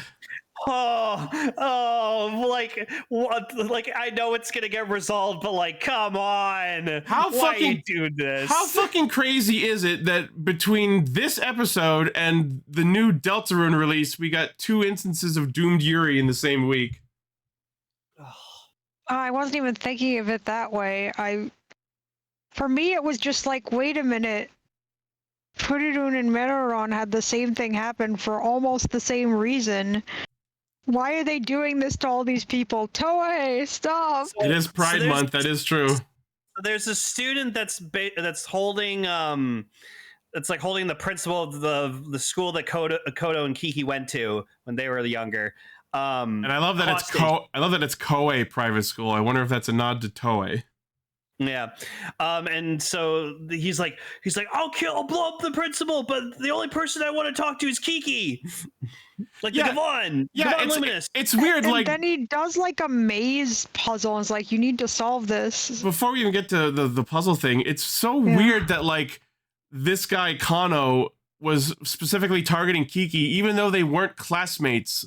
Like, this is someone who's currently going to the school, and she graduated for whatever X years ago, but he's just been made to be jealous of her for being smarter than him, and obviously someone told him that she was Gavan, which clearly ramped up from the actual villain of this episode, which was told to him by Mikage, which we'll get to that later. Yeah. But, like, so, it's also so kind of weird that, like, Kiki and Koto walk into a fucking hostage situation with smiles on their faces, like, oh, we get to see our high school, we get to reunite with our teachers, there's a fucking bomb on the school attached to your principal! No, and then they like be a little more concerned, maybe! And then they flash back to when they went to the secret spot in the school where they just hung out and danced. To their own character theme song, which I guess exists in canon. Yeah, I was gonna ask if that song was at all relevant. Also, that was another you and Idolish scene with the dancing. But like, that's Gavan Luminous's character theme, Chase Your Way. It just didn't have lyrics in it because they're the ones who sing it. Yeah, so they, on their way in, they run into their old teacher, Mia, who definitely is not the criminal at hand. Nope, not at all.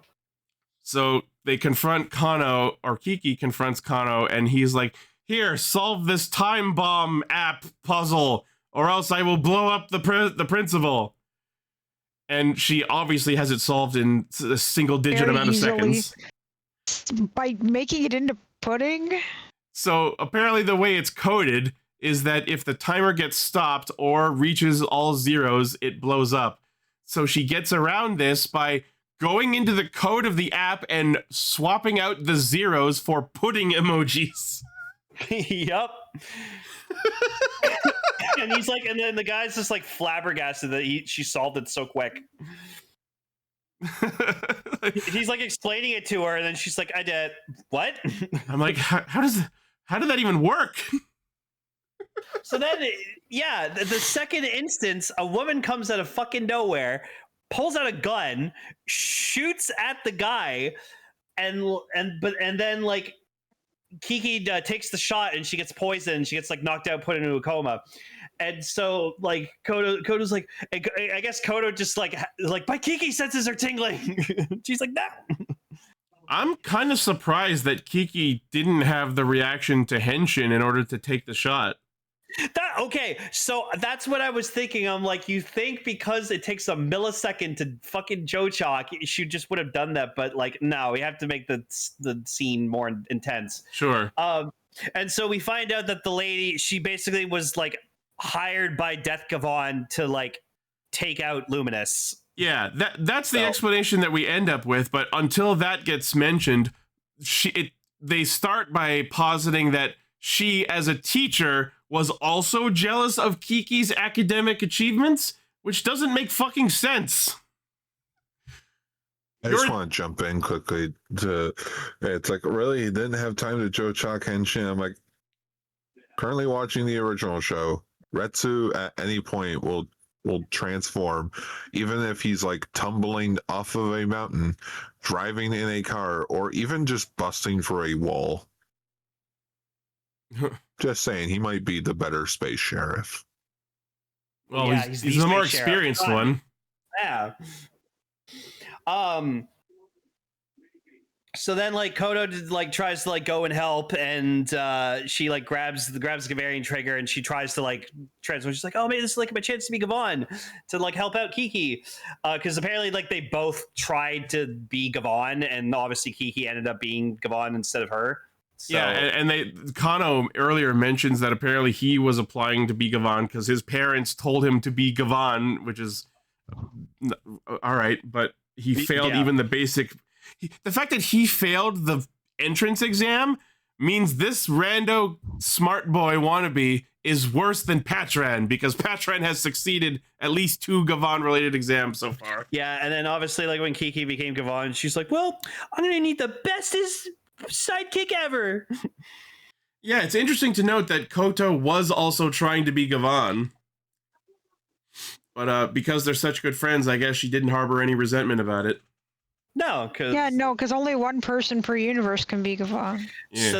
So then we get this moment where like she's about to get hit with like the poison gun, but then she goes into I guess this like. So this is where now we're gonna get.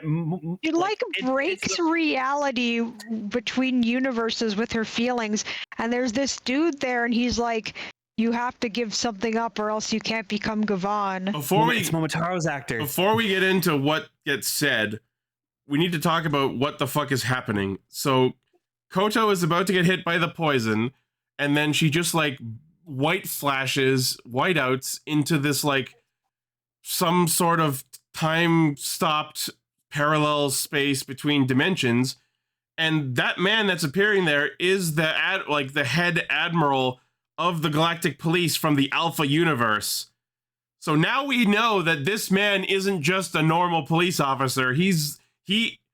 I guess it's safe to say that he is this like higher dimensional will that is powering the Gavan system, at least in some way. These are like, so like I've been watching a shit ton of Stargate this year, and these remind me of like the ancients, like the ascended beings of like. I can see that, yeah. Yeah, and it's like, well, like you can be an ascended being, but you can't do this, or you're gonna be fucking punished for it. So I'm gonna once again dip into a Final Fantasy reference and say that this guy and Azazalth are gods of good and evil that are opposing each other. They are the Godvans. Godvan. Yeah, that was bad. Okay, so this is where we get like the kind of like misdirection. So it's like, oh, you can become Gavan, but there has to be a sacrifice to be made, and it's you must purge all memories of Gavan. No, he doesn't specify it that much. All he says is there needs to be a sacrifice made. What will that sacrifice be? All memory relating to Gavan is what the subtitles I watched translated it as. Okay, sorry, I didn't word it properly. Koto chooses to interpret that her own way, as she would lose her memories of Kiki. She gives a several second pause after positing that, and the Godvan, we're going to call him that until we get a name. I don't remember what his human name is. Oh, Jerry, that's the name of the episode. Gavan Gloominous. Yeah. Oh, no. That's a good name. I know you've been saying that for a while, so sorry I didn't acknowledge it earlier. So Koto posits that the explanation for the sacrifice of memories related to Gavan translates to Koto trading her memories of Kiki for the ability to become Gavan Luminous. She waits several seconds for this motherfucker to give her an answer, and he does not respond. So she just decides to assume that she is correct, not inquire further, and then go, okay. So both of them are at fault in this exchange. Koto for misinterpreting, misassuming, and not confirming, and Gavan for being a cryptic, vague little shit and not clarifying. No, but you also have to remember this is all happening in like literally a millisecond. The fact that they've already stopped time to this point. Have to be oblique. That's just the fact that they've slowed time enough to have this conversation at all means they could have spared another 3 seconds to go. Kiki will forget you. No, but that's cool. No, but this is well within Koto's character because she's very just kind of like like very sporadic. So, but anyway, so yes, she is able now to transform into Gavan Luminous, and we get the full stock henshin and everything. Well, yes, we get the stock henshin. It's not the full one because they left out the part where she puts in the battery because she had already put the battery in before. So I get to be pedantic, but also it's justified. That's fine. But she doesn't have her own Gavan name, but I guess every universe has one Gavan name. Well, yeah, it's the same power set. It just has the Gavan universe is Gavan Luminous. So yeah, it's the same power set. It just has a different user. The same way other like rider powers get passed around. And how is she different from Kiki's version of Luminous? She uses the blade. Yeah. So that's it. She uses the sword. Yep. So I also don't think we've seen it before this episode, but when she as Luminous fights the Emons, we see that there are jets coming out of her back as she does the like jumping slash. Yeah, because we already know Gavan Infinity has like the jet boots, so yeah. I want to see more of those jets get used. I just want to see Bushido have like jet arms and he just like does like a cool oh my gosh swords. That would be cool to like accelerate his slashing. Yeah, come on. Oh yeah, that'd be cool. If he just like holds it out sideways and just like does some sort of like spinning rapid Beyblade slash. Yeah, that'd be fucking cool. Yeah. Oh, look at the joy on there. Also, Reggie encounters Gavan because they like go to like help Luminous because it's like, oh no, they're in trouble, and then like Death Gavan stops them. It's like, haha, fuckers. Yeah, that was interesting to find out that Mikage can just fully cut off their D jump and capture them in some separate space that cuts them off from their other equipment. I feel like he's done that before, but the way you're talking about it, he must not have done that before, so I'm just insane. The previous time that this happened, Reiji went with him willingly because Mikage said he was going to explain all of his bullshit and then never did. Yeah. And yeah, we'll get there, Decker. Trust me, that was one of the fucking coolest things of the goddamn episode. So yeah, the Gavarian and the Arc-Gavarian fight for a bit, and then apparently the Arc-Gavarian's rifle can just like shoot out chains, so it chains up the normal Gavarian and just starts torturing him. And then as Karel's wondering why they can't get a hold of Infinity anymore, Raya, the show remembers that Raya exists, and he just pops up behind Karel. He's like, where'd you come from and where have you been? I can help. It's like, okay, go take the train and go help him. On it. On it. And then we get this cool ass shit where he transforms into like the train form of the mech, and then he wields Reggie as the ship in gun mode. Yeah, so we get the fucking coolest shit ever. The Cosmo Gavarian EX, the train plus the normal Gavarian, wields a second Gavarian in gun mode, and they just do a gigantic fucking railgun blast. So, okay, Decker, is this possible with the toy? Could you actually Of course it recreate is. This? The giant fist of the train attachment and probably can hold the gun. Oh, no, Decker's saying no. Oh, damn it. I'll make it work. So what you're saying is we need to break out the duct tape. Yeah, I need to break out the duct tape. I need to get a second Gavarian trigger, the train, combine them, and then tape the fucking trigger to them. That's so cool. It's one of the coolest things they did in the show. That's so funny.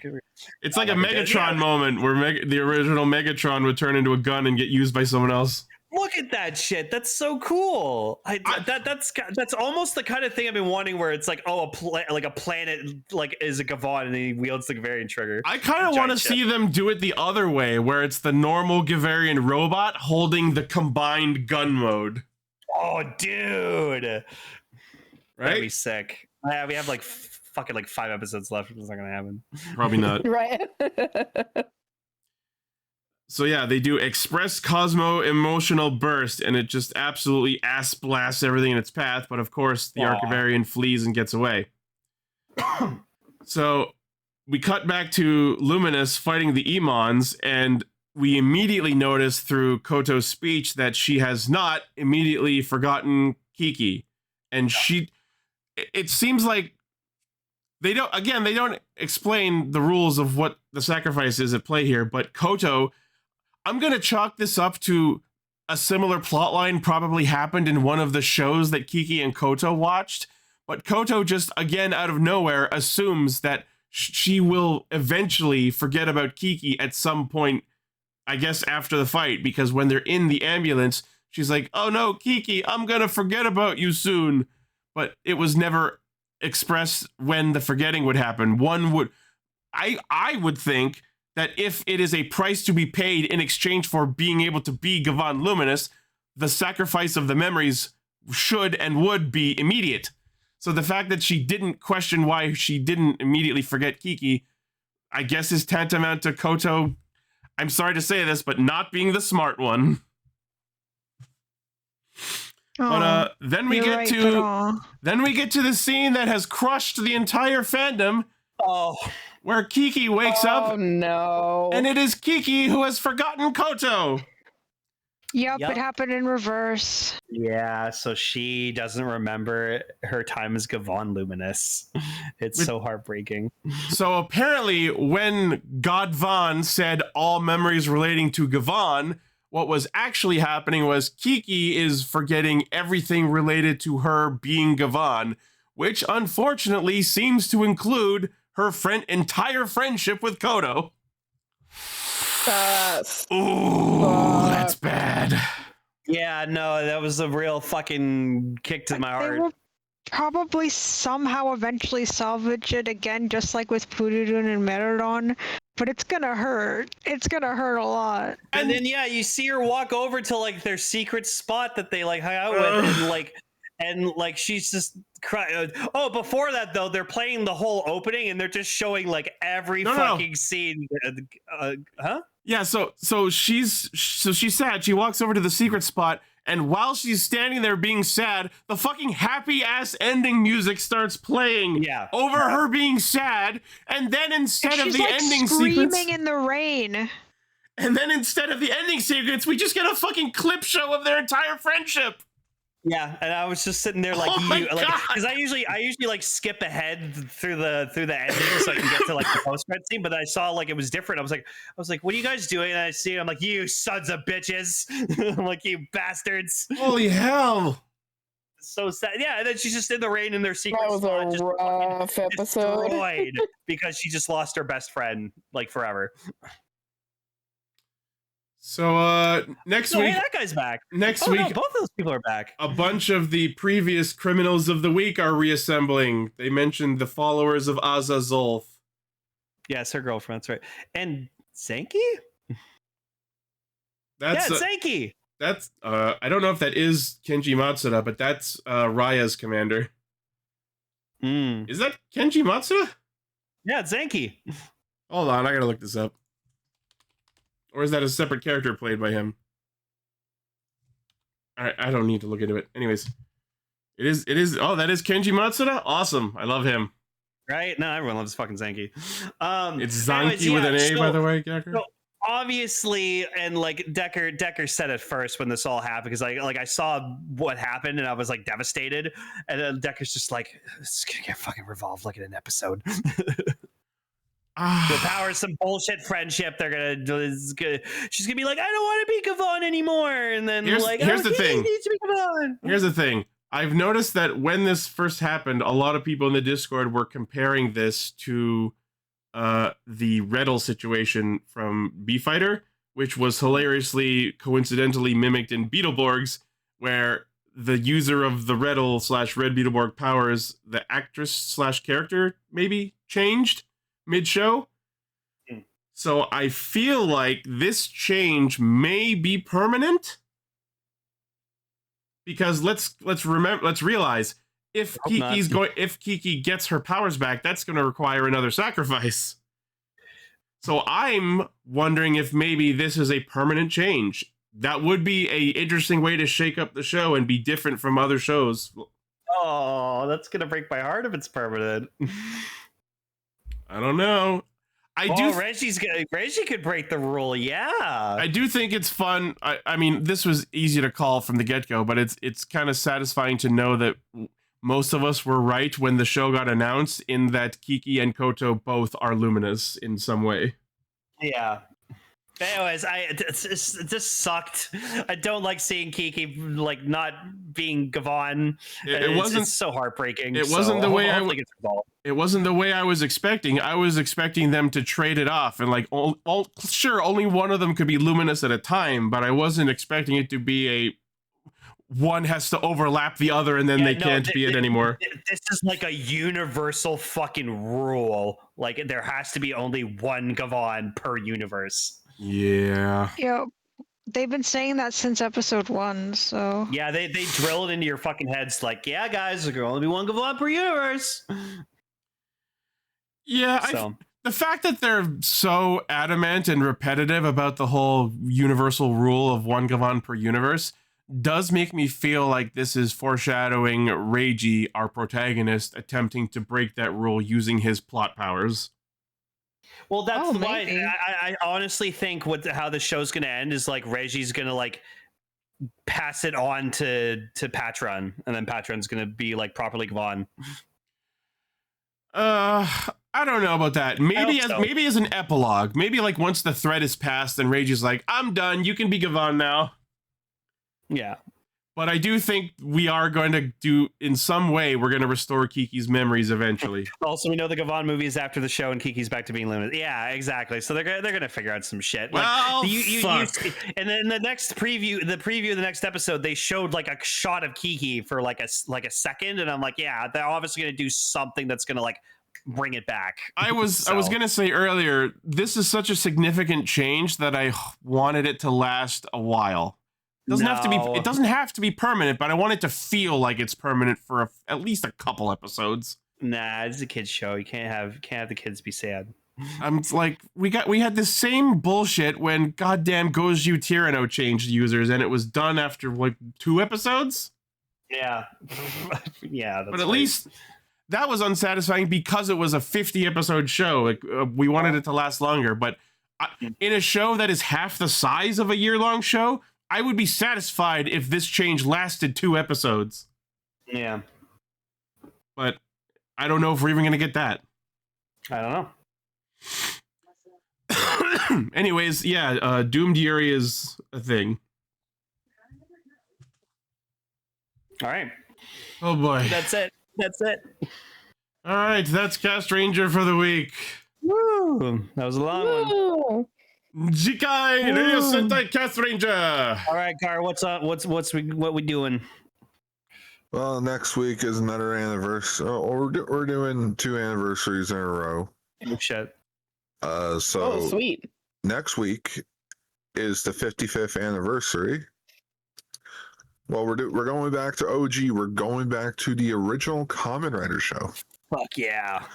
For episodes 14 and 15. As next week, July 3rd, is the 55th anniversary of Hayato Ichimonji. Cool. So we're watching the debut episode of Ichimonji, Kamen Rider Nigo. Oh, neat. Basically to figure out, so what went wrong with Hongo and how can we fix it now that his legs are broken? What went wrongo? What went wrongo for Nigo to go? Let's go. Yes, Decker. What's up? All right. Well, while that happens, shout out to our patrons: Blaze, Armorhide, Midas the Fool, Vegas Bear, Locke, whatever, and Vegas Bear a second time. Thank you very much. Patrons? Yeah. Yeah, we do. Nice. Thank you guys. Thank you for helping us make the show. Oh, so me, because I also, didn't break my leg. I just like fractured a piece of it. So. Oh, that wasn't a so lane. That was a so lane. So me. All right. Lane go. Yeah. All right. I wish. Let us know what you thought of these episodes in the comments. Let us know what you would like us to talk about in the future. As always, the primary source of our hijinks is castranger.podbean.com. From there, you can find our Facebook, Twitter, Patreon, Discord, merch store, all of our cool shit. Thank you all for listening, watching, liking, favoriting, sharing, subscribing, hitting the bell, and being awesome. Thank you to Ali for joining us and Emily for being with us this week. Yeah. Thank you. Yeah. I hope to see more of you on the show going forward. Oh yeah, So too. absolutely. Sorry I was away for like a whole month. Yep. All right. Thank you all once again, and we will see you next week. Take care, everybody. Stay safe. Bye. Bye. Good night. Stay Yuri.